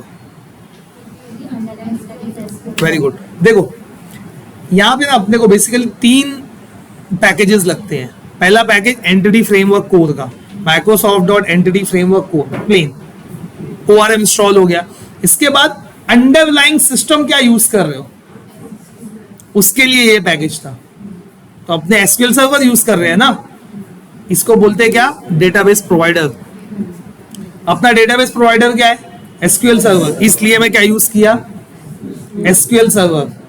तो जब मैं ये यूज करता हूं ना तो एंटिटी फ्रेमवर्क कोड दिख रहा है, माइक्रोसॉफ्ट एंटिटी फ्रेमवर्क कोड, ये ऑटोमेटिकली इंस्टॉल हो जाता है, वरना मेरे को क्या करना पड़ेगा, एंटिटी फ्रेमवर्क कोड, फिर डेटाबेस प्रोवाइडर यानी एसक्यूएल सर्वर, फिर टूल्स माइग्रेशन के लिए। तो अभी ये इंस्टॉल किया तो इंटरनली वो भी इंस्टॉल हो गया। एसक्यूएल सर्वर इंस्टॉल किया तो क्या इंस्टॉल हुआ, एसक्यूएल सर्वर साथ में एंटिटी फ्रेमवर्क कोर 8 इंस्टॉल हो गया। आई एक्सेप्ट, ये हो गया फिनिश्ड। अब इसके बाद टूल्स, तो ये टूल्स जो है ये तुमको लगेगा माइग्रेशन के कमांड्स को रन करने के लिए, ऐड माइग्रेशन, अपडेट डेटाबेस, ये कैसे रन होता है, तो इस पैकेज की वजह से वो रन होता है। तो इसमें भी तुमको वर्जन सेलेक्ट करना है 8, वर्जन सिमिलर होना चाहिए, बल्कि सेम होना चाहिए, सिमिलर नहीं।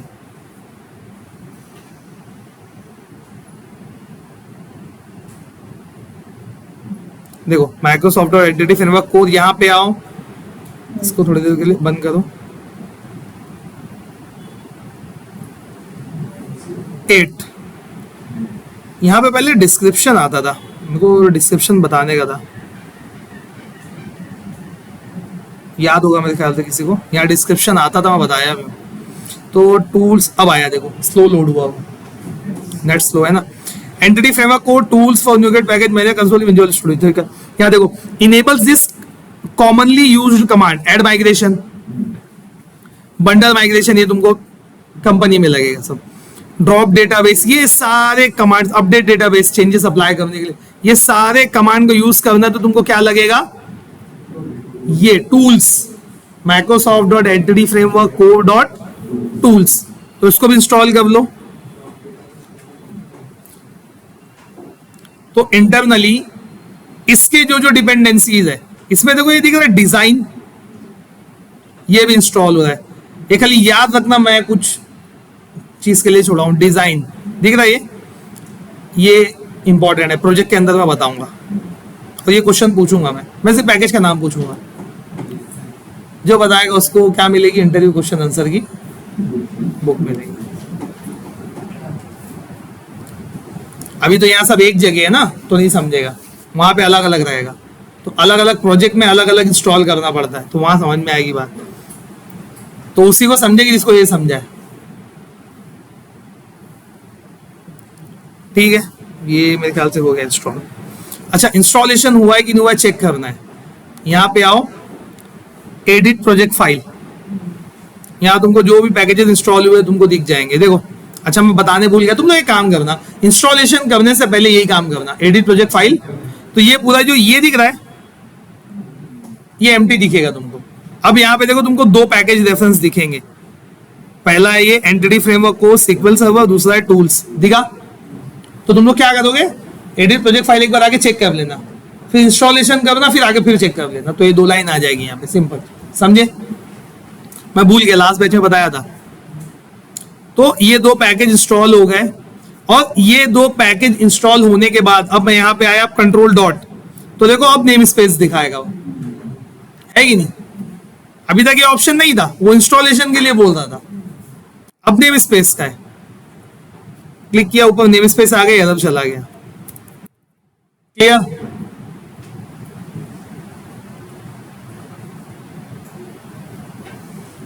ये पेन हटा दो, ठीक है। तो ये हो गया मेरा वर्चुअल डेटाबेस। अब वर्चुअल डेटाबेस तो बन गया, वर्चुअल डेटाबेस के अंदर क्या होता है, वर्चुअल टेबल यानी डीबी सेट। जब यहां देखोगे तो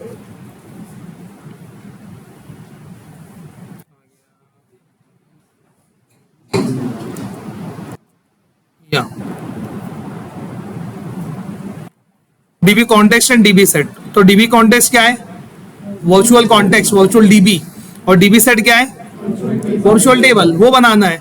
तो वो कैसे बनता है, वो जस्ट क्या है, उसके नाम की एक प्रॉपर्टी बनाया है, वो कहाँ बनाया है, डीबी कॉन्टेक्स्ट क्लास के अंदर।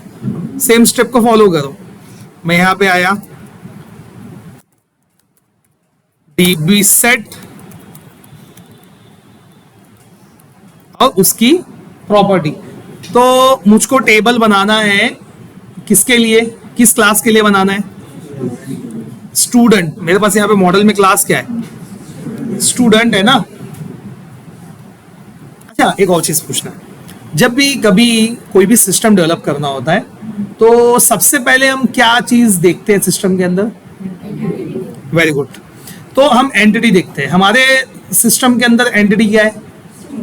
स्टूडेंट। जो कुछ भी हम मॉडल में लिखे वो एंटिटी है, बराबर। स्टूडेंट एक एंटिटी है। अब यहां पे देखो, मैं ये ऐसा किया, ब्रैकेट हटाया, ये डीबी सेट के एंगल ब्रैकेट के अंदर वो क्या लिखने बोल रहा है? T entity. टी मतलब टाइप, टाइप मतलब क्लास। समझे बात को? तो मतलब यहां पे क्या लिखना है? स्टूडेंट। एंटिटी क्या है तुम्हारे पास? स्टूडेंट है। स्टूडेंट क्या है? क्लास है। वही क्लास यहां लिख देना है। लिख दिया। ये जो मैं डीबी सेट बना रहा हूं, यानी कि टेबल बना रहा हूं, वो किसके लिए है? इस मॉडल के लिए, स्टूडेंट के लिए। यहां पे अब देखो, अब यहां पे डीबी सेट का नाम नहीं मेरे को जहन में आ रहा है क्या देना है, तो वो क्या इंटेलिजेंस क्या बताता है? देखो, ये ऑटोमेटिकली प्लूरल नेमिंग कन्वेंशन में, ये मैं नहीं कुछ किया, मैं क्या किया, खाली उसको इरेज किया और इंटेलिजेंस ओपन किया। तो ये एक नेमिंग कन्वेंशन दिया हुआ है कि जब डीबी सेट है तो ये स्टूडेंट सी शार्प की क्लास के लिए इस नाम का टेबल वो बनाएगा। और टेबल के अंदर एक रिकॉर्ड होता है कि मल्टीपल? मल्टीपल। स्टूडेंट तो नहीं रहेगा, स्टूडेंट्स ही रहेगा ना। एक स्टूडेंट का रिकॉर्ड रहता है क्या? मल्टीपल का रहेगा। तो नाम क्या है यहाँ पे बाय डिफॉल्ट? स्टूडेंट्स। ठीक है, तो इस नाम का वो टेबल बना देगा। ठीक है, वर्चुअल डीबी बन गया, वर्चुअल टेबल बन गया। ठीक है, अब तुमको बताना है कि भाई किस सर्वर पे मुझको बनाना है, मुझको ये किस सर्वर पे बनाना है। तो उसके लिए तुमको यहां पर डीबी कॉन्टेक्स्ट के अंदर 2-3 तरीका है, सब बता दोगे वो सोच लो। चलो बता दो। एक मेथड है, उसको ओवरराइड करना पड़ता है। ओवरराइड अगर किसी क्लास के अंदर कोई मेथड है अपने पेरेंट क्लास में, और मेरे को पता नहीं उसमें कितने मेथड मैं ओवरराइड कर सकता हूँ कितने नहीं, कैसे करें, कैसे पहचानेंगे? Very good. ओवरराइड कीवर्ड लिखा, स्पेस, आ गए सारे मेथड। मैं यहां लिखा ऑन, देखो आया मेथड। वैसे ही यहां पे ऑन कॉन्फ़िगरिंग भी है, जैसे ऑन मॉडल क्रिएटिंग था ना, वैसे ही ये भी है। तो यहां पे ऑप्शन बिल्डर का रेफरेंस तुमको मिलता है। तुम चाहो तो option builder dot use SQL server use करके यहां पे कनेक्शन स्ट्रिंग लिख सकते हो। देखो, अब एक कनेक्शन स्ट्रिंग क्या है? ये बोल रहा है मुझको कनेक्शन स्ट्रिंग बताओ। कनेक्शन स्ट्रिंग तुम्हारे सर्वर की और डेटाबेस की डिटेल है और कुछ नहीं। तुमको कनेक्ट करना है ना, किस सर्वर से करना है उसका नाम बता दो। सर्वर पे क्या रहेगा? डेटाबेस ना, तो किस डेटाबेस से करना है वो बता दो। तो यहां तुमको कनेक्शन स्ट्रिंग लिखना है। ये ब्रैकेट अगेन ओपन किया, इस पे क्लिक करो, देखो स्ट्रिंग में क्या देना है? Connection string. कनेक्शन स्ट्रिंग क्या है? The connection string of the database to connect to, किस डेटाबेस से कनेक्ट करना है तुमको। तो एकदम सिंपल है। मैं यहां पे आया, स्ट्रिंग में देना है, डबल कोट्स लिखा, ये बहुत लंबी कनेक्शन स्ट्रिंग चलेगी, इसको बंद कर दो। हम लोग नोटपैड पे पहले लिख के बताता हूं।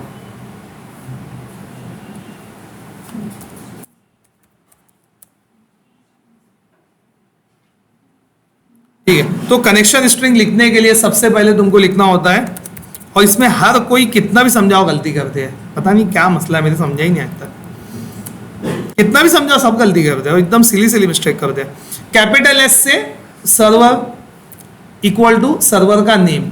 अब सर्वर का नेम, मेरे सर्वर का नेम फैसल है, तुम्हारे सर्वर का नेम कुछ और हो सकता है। मैं लिखा यहाँ पे SSMS SQL server management studio, open कर लो। मैं तुम्हारे वाला ही कनेक्ट कर, लोकल डीबी कनेक्ट कर देता हूँ ना, ताकि लोगों को टेंशन ही ना रहे।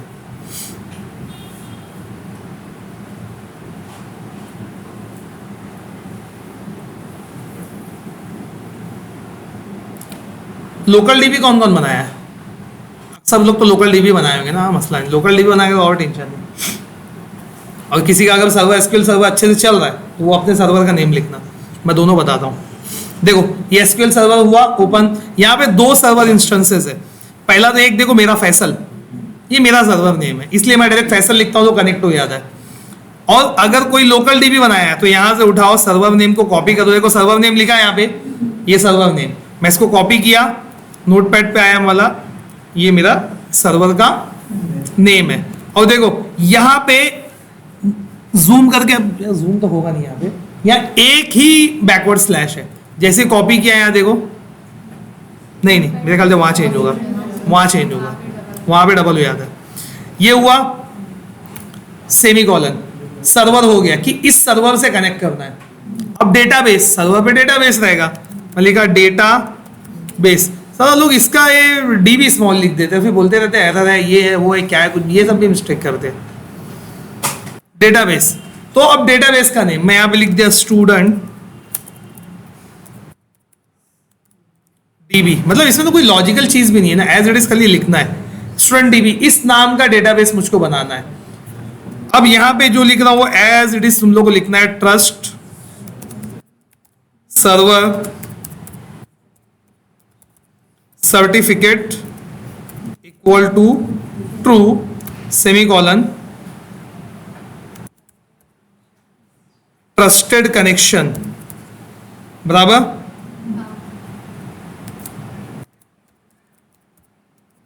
Trusted underscore connection equal to true. ये डिटेल, ये जो लिखा हुआ है ये तुम्हारी कनेक्शन स्ट्रिंग है। कनेक्शन स्ट्रिंग में क्या है, कनेक्शन से रिलेटेड सारी डिटेल्स है, सर्वर का नेम हो गया, डेटाबेस का नेम हो गया, और ये जो परमिशन रिगार्डिंग जो चीजें हैं ये दो लाइन तुमको लिखनी रहेगी। दिखा? हाँ हाँ हाँ हाँ स्टूडेंट डीबी, ठीक है।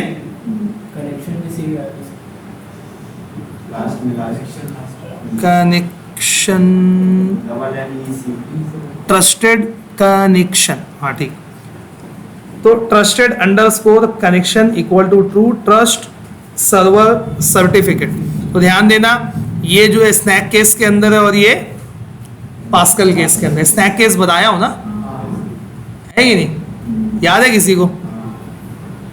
इसके अंदर स्क्रीमिंग स्नैक केस भी होता है, मुंह फाड़ता है सांप, ऐसा याद है? तो इसको कॉपी करो, यहां पे पेस्ट कर दो। तो देखो server equal to local DB, देखो डबल हुआ backslash, database equal to student DB, trust server certificate equal to true, trusted underscore connection equal to true, connection string add हो गई। ये मैं प्रोवाइड कर दिया इसको, ठीक है। ये अभी चलाऊंगा ना, चल जाएगा, कोई प्रॉब्लम नहीं है। लेकिन जब तुम प्रोजेक्ट बनाते हो तो प्रोजेक्ट डिप्लॉय होता है एक जगह पे, प्रॉपर जगह पे, और वो डिप्लॉय होता है तो डीएलएल फाइल, हर प्रोजेक्ट की क्या बनती है, डीएलएल फाइल बनती है, डायनेमिकली लिंक्ड लाइब्रेरी। कभी कोई पूछ लिया तो उसके लिए बता दिया, मेरी रिकॉर्डिंग में से लिख के इसको अलग कर लेना, ठीक है। तो डीएलएल, अब डीएलएल फाइल जो होती है ना वो एडिट नहीं होती है, प्रोजेक्ट फाइल तो एडिट हो जाती है तुम्हारी। अब जब ये प्रोजेक्ट डिप्लॉय करने का रहेगा मेरे को, तो कोई एक स्पेसिफिक सर्वर पे कनेक्ट होगा ना। अभी मैं इस पे लोकल डीबी या मेरा फैसल लिख दिया, मेरे सर्वर से लिख दिया। अब फॉर एग्जांपल कोई मेरे पास आया, बोला मेरे को ऐसा ऐसा सॉफ्टवेयर बना के दे, मैं बना दिया, सब कर दिया। अब मैं कनेक्शन स्ट्रिंग में C# के कोड में यहाँ लिख दिया हूँ, अब मैं डिप्लॉय कर दिया, उसको डीएलएल फाइल दे दिया। हम लोग कभी कोड सोर्स कोड देते ही नहीं कभी किसी को, डीएलएल उसको दे दिया। अब मैं डिप्लॉय किया, चलेगा ही नहीं कोड, क्योंकि डिटेल मेरी यहां पे लिखी हुई है मेरे सर्वर की, हार्ड कोडेड हो गई ना। हार्ड कोड किया, यहां पे लिख दिया, अब ये इसकी डीएलएल बना के सामने दे दिया, अब वो एडिट भी नहीं कर सकता इस डीएलएल को। इसलिए कनेक्शन स्ट्रिंग ऑलवेज पार्ट रहेगी ऐसी फाइल का जो बाद में एडिट हो सके, समझे बात को? तो डॉटनेट फ्रेमवर्क के अंदर शादान, ये हो चुका है तुम लोग को, शादान शाहिद क्या नाम है, फादे पढ़ाया ये डॉटनेट फ्रेमवर्क के अंदर। हाँ सत्तार भी है अपना, आपका नाम शादान, अच्छा अब वहां पे कौन सी फाइल है? web.config। कौन सी फाइल है वो? उसकी टाइप क्या है? XML फाइल है। नहीं पता, चलो ठीक है, XML फाइल है, बताया होगा फाद पे, ध्यान नहीं होगा तुम लोग का। XML फाइल है वो। अभी यहाँ कोई XML फाइल देखे अपने? जब इस पे राइट क्लिक किए, एडिट प्रोजेक्ट फाइल, ऐसी थी वो फाइल, ऐसी रहती है web.config ना, टैग्स होते हैं उसके अंदर, याद आया? कनेक्शन स्ट्रिंग कहाँ लिखते हैं? हाँ, ऐप सेटिंग के अंदर लिखते हैं। एक टैग होता है, कनेक्शन स्ट्रिंग्स करके एक टैग होता है, उसके अंदर एक इनर टैग होता है ऐड, उसके 3 एट्रीब्यूट होते हैं। हाँ, शोएब गुड्डू को पहचानता है कोई? शोएब गुड्डू को ध्यान दो, जरा ध्यान दो, काम की चीजें। शोएब गुड्डू को पहचानते हैं? किसमें था वो पहले? एनसीपी में था ना। N for name, C for connection string, P for provider. मैं जब भी पढ़ाता था तो मैं यही बोलता था, शोएब गुड्डू टकला, याद रखो, समझे? कनेक्शन स्ट्रिंग XML टैग है, मतलब एक बराबर, याद आया? शोएब गुड्डू का टकला याद रखना, नान खटाई, बस। तो यही ऐसे ही था। तो वहां पे .NET फ्रेमवर्क के अंदर भी सेम यही चीज थी, लेकिन वहां फाइल कौन सी थी? web.config। यहाँ पे क्या है? appsetting.json। समझे बात को? जो बाद में भी एडिट हो सकती, मैं तुम लोगों को रीजन बता रहा हूँ कि वहां क्यों लिखना है। मैं यहाँ लिखूंगा अभी सब चलेगा, एकदम प्रॉपर चलेगा, लेकिन ये क्या है? रिकमेंडेड वे नहीं है ना, कंपनी में ऐसा नहीं चलता है। तो कॉन्फ़िगरेशन के लिए प्रॉपर तुमको एक फाइल दी गई है, और यहां पर appsetting.json को बोलते ही क्या है? कॉन्फ़िगरेशन फाइल, याद रखना। जैसे वहां पे वेब कॉन्फ़िग थी ना, यहां पे appsetting.json है, तो appsetting.json फाइल को बोला क्या जाता है कंपनी में? Configuration file. कि डेटाबेस से रिलेटेड जो कॉन्फ़िगरेशन है वो appsetting.json के अंदर रहेगी। तो देखो यहां पे दिखा appsetting.json, इस पे डबल क्लिक किया, यहां पे आया, ये फाइल है जेसन, वहां पे कौन सी थी? XML। ये जेसन फाइल है। तो जेसन क्या होता है? की वैल्यू पेयर होती है उसके अंदर, एक की होती है, एक वैल्यू होती है। तो ये जेसन का ऑब्जेक्ट स्टार्ट हुआ। जेसन ऑब्जेक्ट मैं बता चुका हूं तुम लोगों को लास्ट टाइम पे, कुछ नहीं होता है, खाली क्या होता है? एक कर्ली ब्रैकेट ओपन हुआ, क्लोज हुआ, उसके बीच में की कोलन वैल्यू। तो ये कर्ली ब्रैकेट यहां से ओपन हुआ, यहां क्लोज हो गया ये, और इसके अंदर, अच्छा, इसके ऑब्जेक्ट और जावास्क्रिप्ट के ऑब्जेक्ट में डिफरेंस क्या है?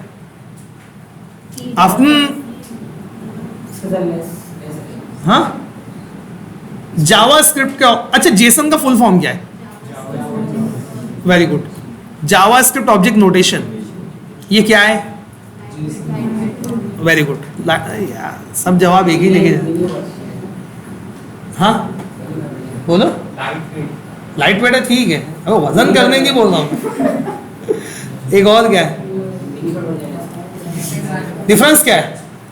अरे जावास्क्रिप्ट के ऑब्जेक्ट में की कभी भी डबल कोट्स में नहीं रहेगी। वो पहले जो की है, याद आया?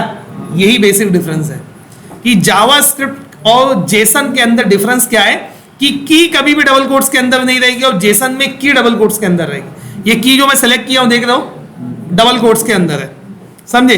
तो ये हो गई की का ये वैल्यू है, उसके अंदर भी एक ऑब्जेक्ट है।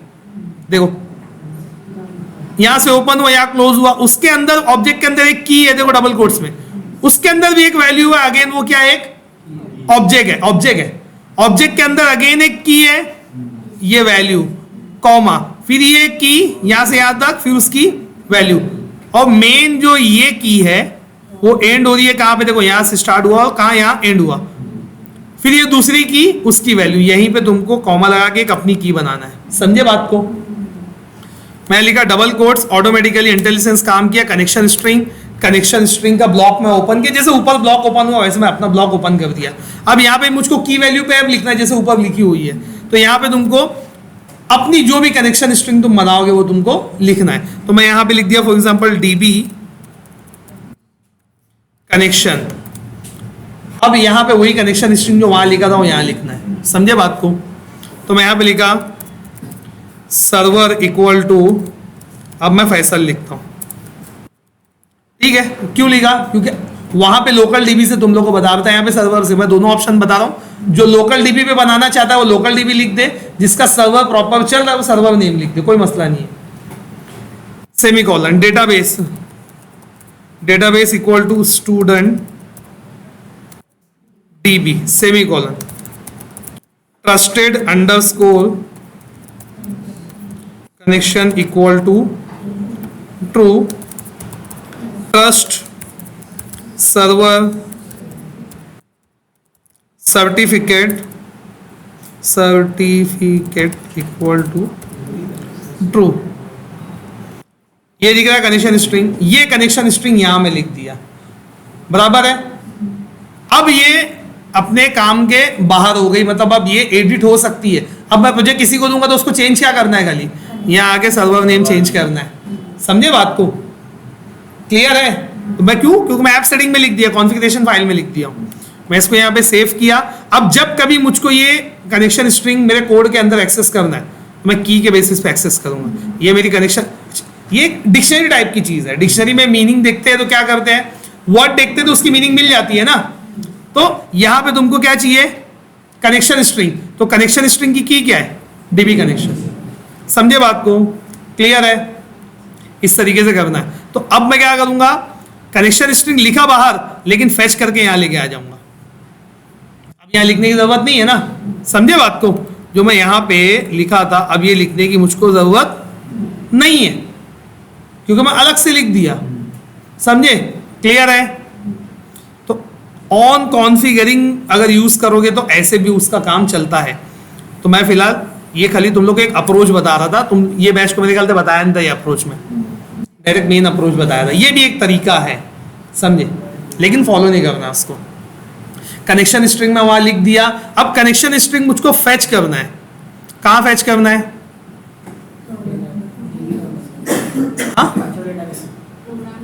program.cs के अंदर।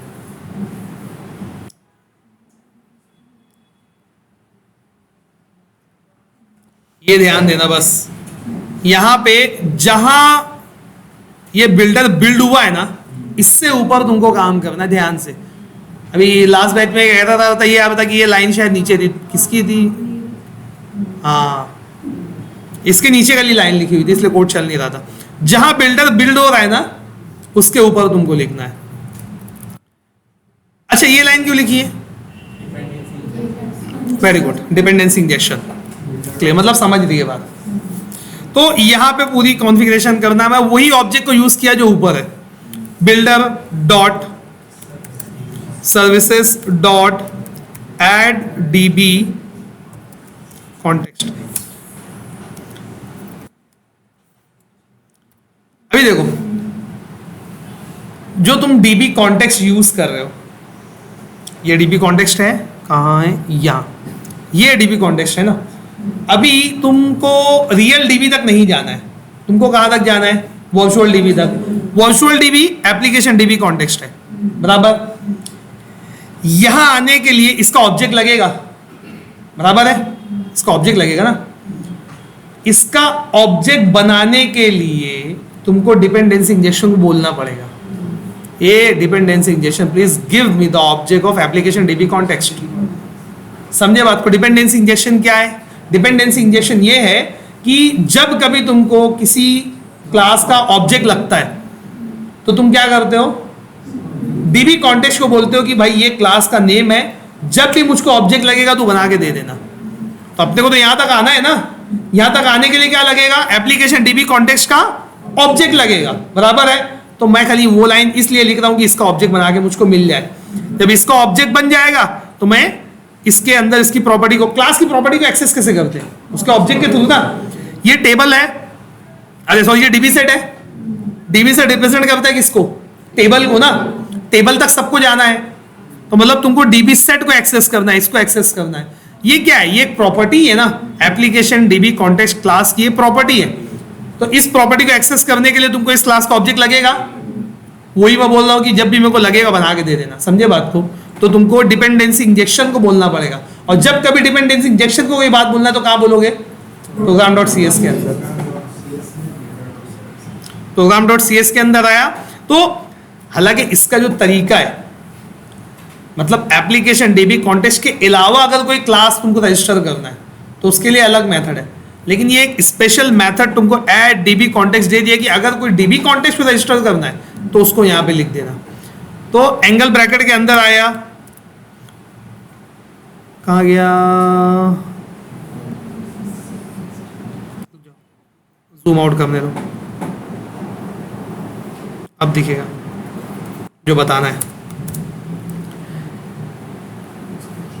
ये दिख रहा है टी कॉन्टेक्स्ट, वो टी कॉन्टेक्स्ट एंगल ब्रैकेट का पैरामीटर है, बराबर है। टी मतलब क्या, टाइप मतलब क्या, वेरी गुड।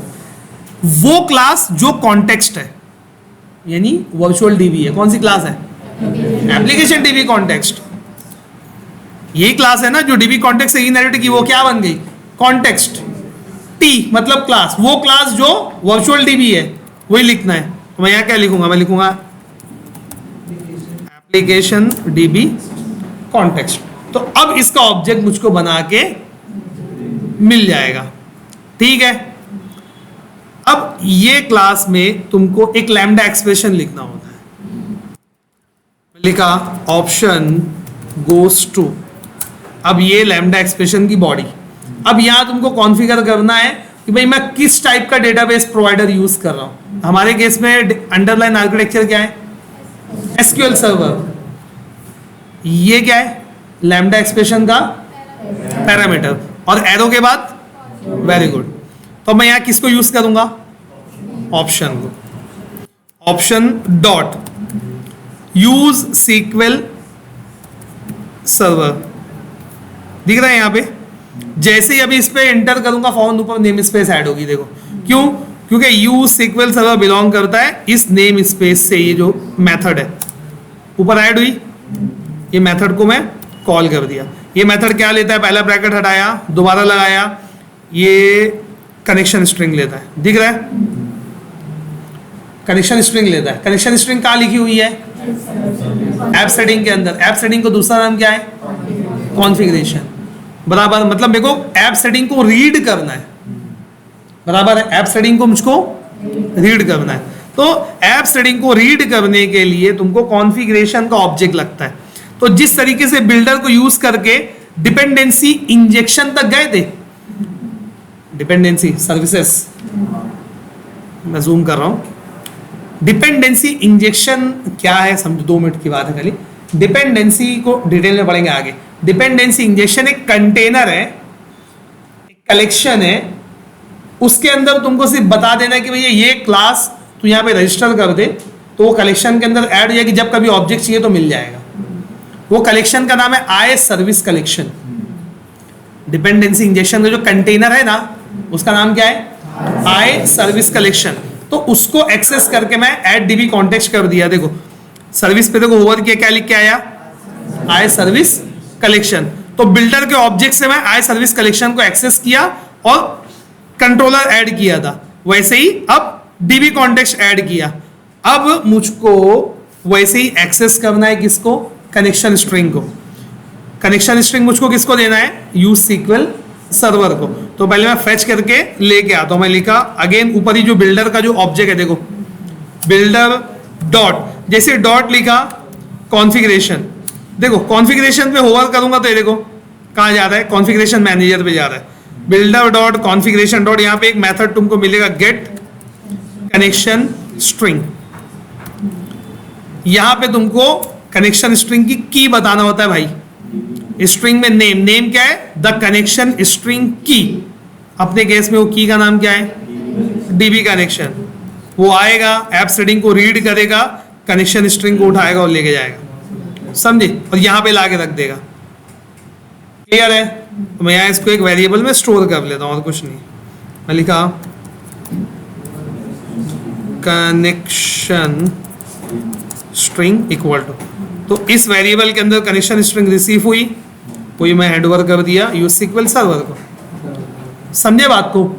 मैं कनेक्शन स्ट्रिंग जो ऐप सेटिंग के अंदर लिखी हुई है ना, कॉन्फ़िगरेशन के अंदर लिखी हुई है, कॉन्फ़िगरेशन फाइल से रीड करके लेके आया और इसको दे दिया। इससे पहले मैं क्या किया था, मैं डायरेक्ट हार्ड कोड करके यहाँ लिख सकता हूँ, मुझको फेच करके लाने की जरूरत नहीं पड़ेगी ना। लेकिन वो क्या है, वो फालतू तरीका है कि नहीं। क्लियर है? तो ये लाइन की वजह से तुम्हारा कनेक्शन स्ट्रिंग तुम्हारे सी शार्प के कोड में जो डिटेल है पूरी, वो एंटिटी फ्रेमवर्क को तुम हैंडओवर किए, एंटिटी फ्रेमवर्क अब उस हिसाब से कनेक्शन को बनाएगा।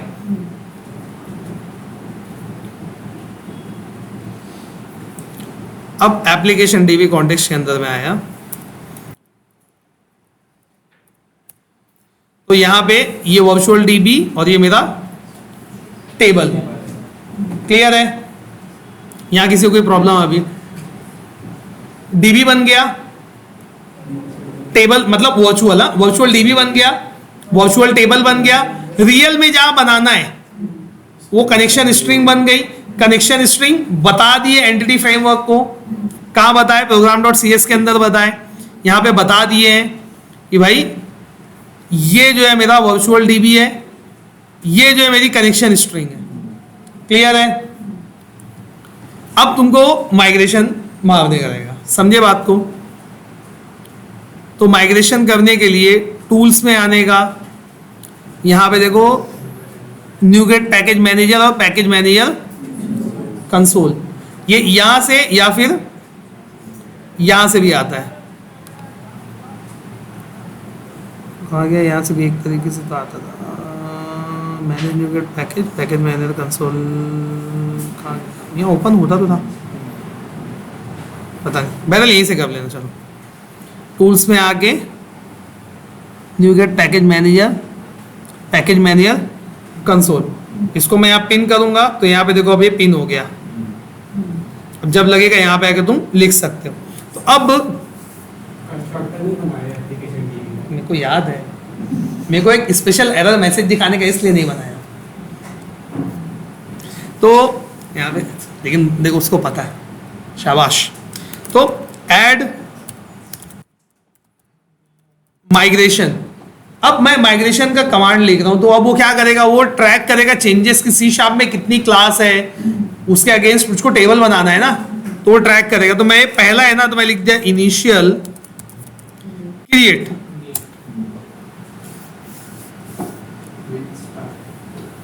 वो बिल्ड करेगा। वो पहले सबसे पहले ये कमांड चलाएगा तो बिल्ड करेगा, वो चेक करेगा कोई एरर तो नहीं है, कोई सिंटेक्स तो तुम नहीं छोड़ दिए, वो सब चीजें चेक करेगा वो।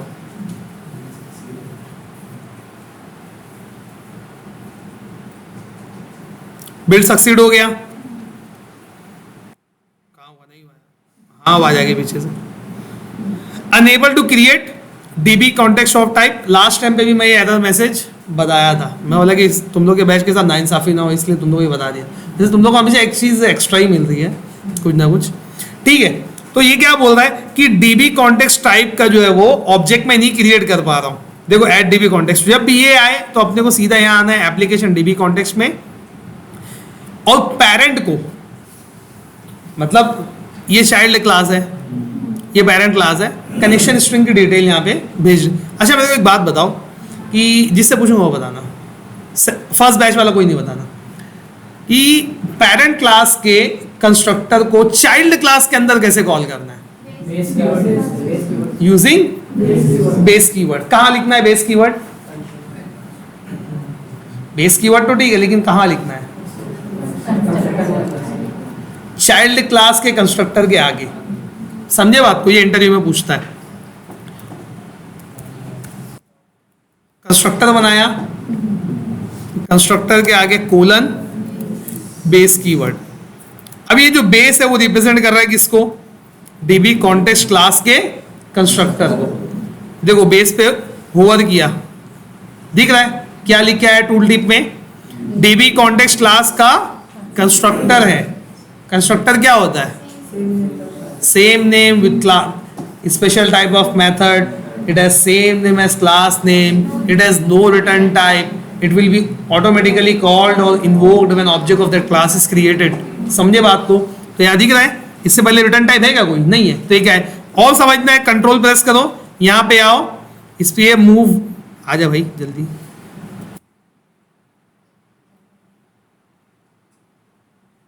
आया माउस बन के, फिंगर क्लिक करो, कहाँ आया? सीधा कंस्ट्रक्टर पे आया ना डीबी कॉन्टेक्स्ट के। प्रोटेक्टेड क्या है? Access modifier. सीधा कहां पे आया, मतलब यहां पे पहुंचाओ, समझे बात को। तो ये सारे क्या है, कंस्ट्रक्टर किसके, डीबी कॉन्टेक्स्ट के।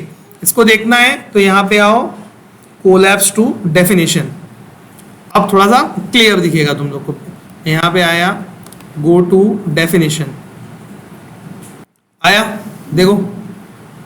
तो इसके मल्टीपल कंस्ट्रक्टर है, तो उसमें एक कंस्ट्रक्टर जो है वो क्या लेता है, डीबी कॉन्टेक्स्ट ऑप्शंस टाइप का डेटा। क्या लेता है ये, डीबी कॉन्टेक्स्ट ऑप्शन, ये क्लास है, उस टाइप का डेटा लेता है, उस टाइप की वैल्यू लेता है। अगर यहां पे इंट आई लिखा होता तो मैं क्या भेजता, 1 2 3। यहां पे स्ट्रिंग एस लिखा होता तो मैं स्ट्रिंग में कोई डेटा भेजता। यहां पे बूलियन बी लिखा होता तो मैं कोई ट्रू फॉल्स भेजता। यानी उस टाइप का जो यहां पे मेंशन है उस टाइप का डेटा भेजता, बराबर है। तो अब मैं यहां पे जब इसको कॉल करूंगा तो उसी टाइप का डेटा भेजूंगा, बराबर है। यहां पे कौन सा डेटा चाहिए अपने को, डीबी कॉन्टेक्स्ट ऑप्शन। नहीं याद है, ऐसे हटाओ, ब्रैकेट अगेन लगाओ। ये पहला है जो क्या है, ये डिफॉल्ट कंस्ट्रक्टर, जिसको हम क्या बोलते हैं, पैरामीटर लेस कंस्ट्रक्टर। दूसरा कंस्ट्रक्टर क्या लेता है, डीबी कॉन्टेक्स्ट ऑप्शंस। ये क्लास है, इस टाइप का डेटा लेता है, बराबर है।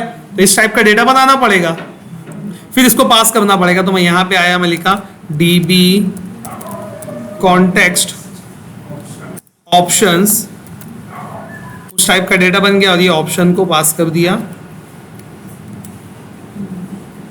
समझे बात को। तो ये कहां रिसीव हुआ ऑप्शन, ऑप्शन एक्चुअली में यहां रिसीव हुआ, इस ऑप्शन के अंदर, समझे बात को। और डेटा टाइप से मैं यहां पे भी क्या है, डीबी कॉन्टेक्स्ट ऑप्शंस, वही भेजा हूं मैं ना, डीबी कॉन्टेक्स्ट, समझे बात को। अब एक स्टूडेंट से क्वेश्चन पूछा था, यही नबील है क्या, नहीं है, मुझसे यही क्वेश्चन पूछा था कि डीबी कॉन्टेक्स्ट ऑप्शंस ही क्यों भेजना है। इसलिए भेजना है क्योंकि जहां भेज रहे हैं वहां पे टाइप कौन सी लिखी हुई है, डीबी कॉन्टेक्स्ट ऑप्शंस, इसलिए ही भेजना है। अभी अगर मैं यहां पे स्ट्रिंग कर दूं नहीं चलेगा, क्यों, क्योंकि जहां रिसीविंग एंड पे डीबी कॉन्टेक्स्ट ऑप्शन टाइप का डेटा, देखो क्या, अच्छा ये क्या आएगा, हाँ, can not convert from string to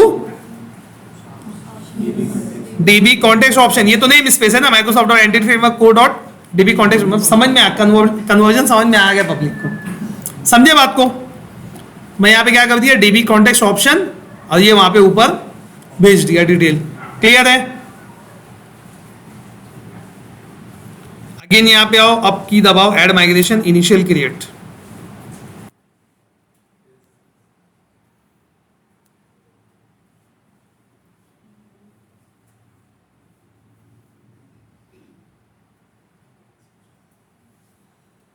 हो गया, बिल्ड सक्सेड हो गया। यही अदब दिखाने का था, समझे फुरकान,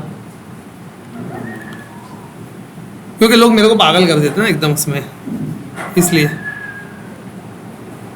तो अब ये जो क्लास बनी, जो अभी आई है, इसका नाम देखो, इनिशियल क्रिएट। ये क्या नाम है, ये वही नाम है जो माइग्रेशन का मैं दिया था, और कुछ चेंजेस तुमको यहाँ दिखेंगे।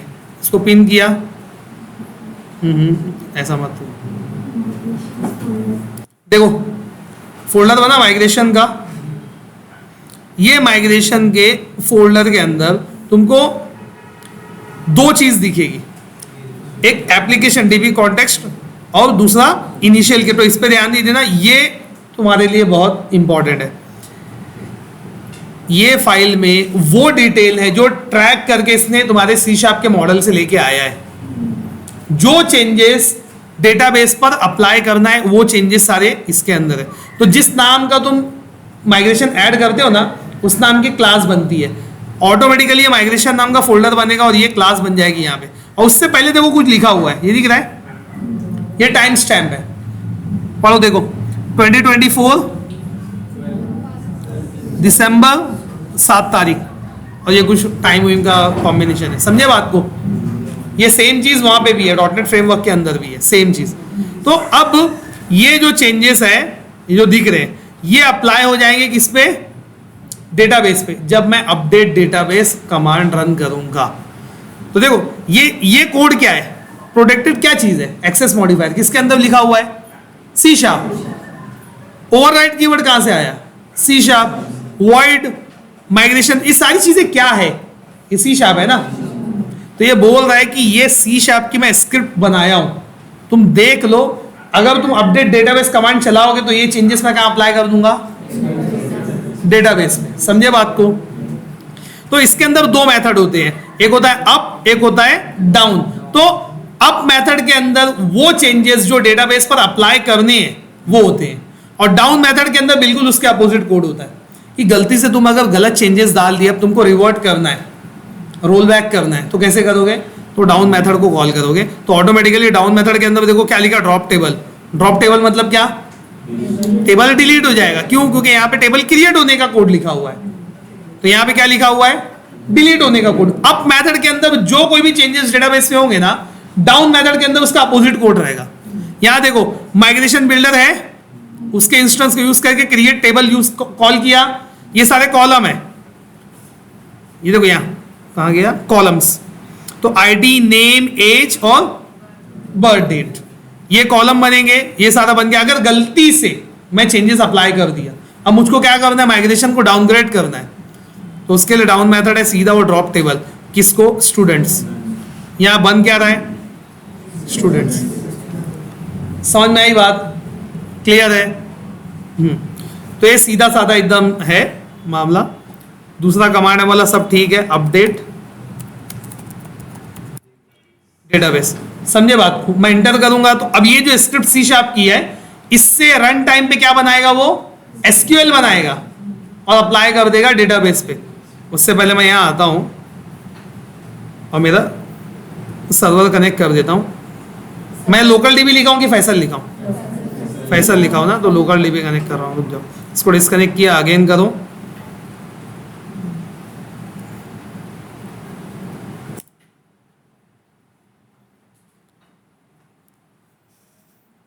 यहां पे देखो अभी स्टूडेंट डीबी नाम का कुछ भी नहीं है, दिख रहा है, अब बनेगा जब मैं अपडेट डेटाबेस करूंगा। तो जैसे मैं अपडेट डेटाबेस करूंगा तो ये जो भी चेंजेस है, जो ये माइग्रेशन के फोल्डर के अंदर की ये क्लास है, जो भी चेंजेस है वो अप्लाई कर देगा। यहां पे पहले चेक करेगा कि कनेक्शन स्ट्रिंग का है,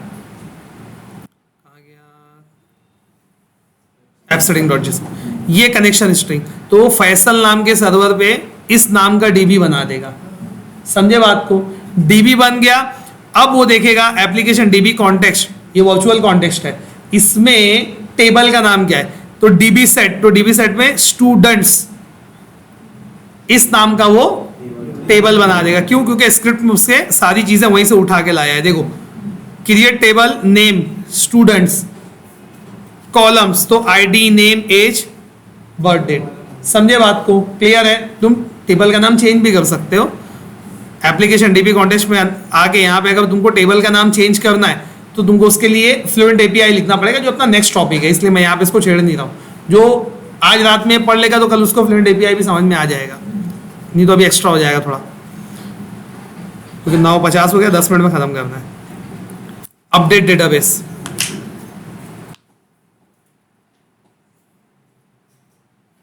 देखो ये डन आ गया, मतलब तुम्हारा हो गया।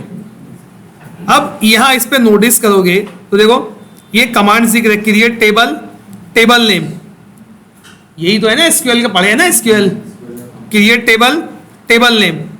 और सी शार्प के अंदर जब वेरिएबल क्रिएट करते हैं तो पहले क्या लिखते हैं, पहले डेटा टाइप, बाद में वेरिएबल का नेम।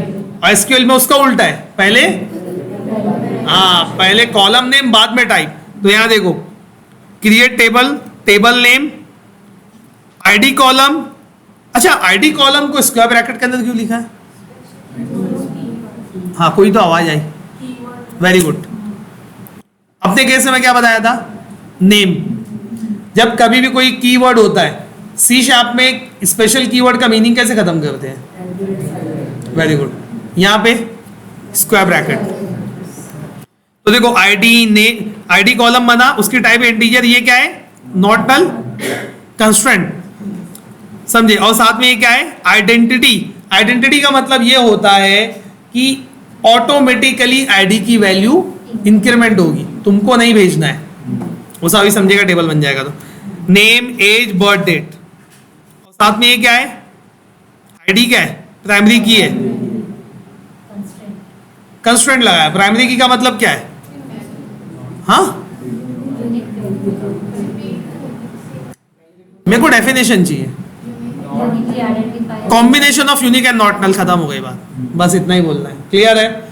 वो रिकॉर्ड जो डुप्लीकेट भी नहीं होगा और नल भी नहीं होगा। बन गया यहाँ पे ये, यहाँ पे आओ, इसको रिफ्रेश करो, सॉरी सर्वर को रिफ्रेश कर दिया, देखो स्टूडेंट डीबी बन गया, ये अपना डेटाबेस बन गया। डेटाबेस में आओ, इसको एक्सपांड किए, टेबल में आओ, ये तुम्हारा टेबल बन गया। स्टूडेंट्स, यही नाम लिखे हो ना यहाँ पे, देखो दिखा, स्टूडेंट्स, इस नाम का टेबल बना। क्लियर है? इसको एक्सपांड करो, कॉलम चेक करो, आईडी, नेम, एज और बर्थ डेट। तो ये इंटीजर कैसे लिया, मतलब क्यों लिया ऐसा? ऑटोमेटिकली मैप किया उसने। उसने बोला कि तुम्हारी जो सी शार्प की क्लास है उसके अंदर इंट है, हमारे पास भी इंट है, मैप कर दिया। नेम स्ट्रिंग है, उसने क्या लिया? अनवेरकर मैक्स। इंट एज है, ऑटोमेटिकली देखो इंट लिया। बर्थ डेट, डेट टाइम है, ऑटोमेटिकली डेट टाइम 2 लिया। ये कभी डिफरेंस बताऊंगा डेट टाइम और डेट टाइम 2 में क्या फर्क है, समझे? तो ये ऑटोमेटिकली टाइप ले लिया। लेकिन तुम खुद से भी बता सकते हो कि मेरे को इस कॉलम के लिए ये टाइप चाहिए, समझे बात को? तुम खुद से भी बता सकते हो, लेकिन वो अपने नेक्स्ट लेक्चर के लिए उसको रख रहे हैं, मतलब एटलीस्ट डेटाबेस आज के दिन बन जाए, कल पूरी क्लड एप्लीकेशन खत्म कर देंगे। नहीं, ऐसा नहीं है। सीधा आग सीधा ऐसा पुतली में तो लड़ जाती है आगे ना, बुरा वाला देख लेते हैं, समझे बात को? कल दोपहर में लेक्चर रहेगा। पहली मतलब ऐसा हो रहा है कि मैं दोपहर में लेक्चर रख रहा हूँ, तो थोड़ा सा टाइम मैनेज करके आना। हाँ, करने तो क्या झटपट।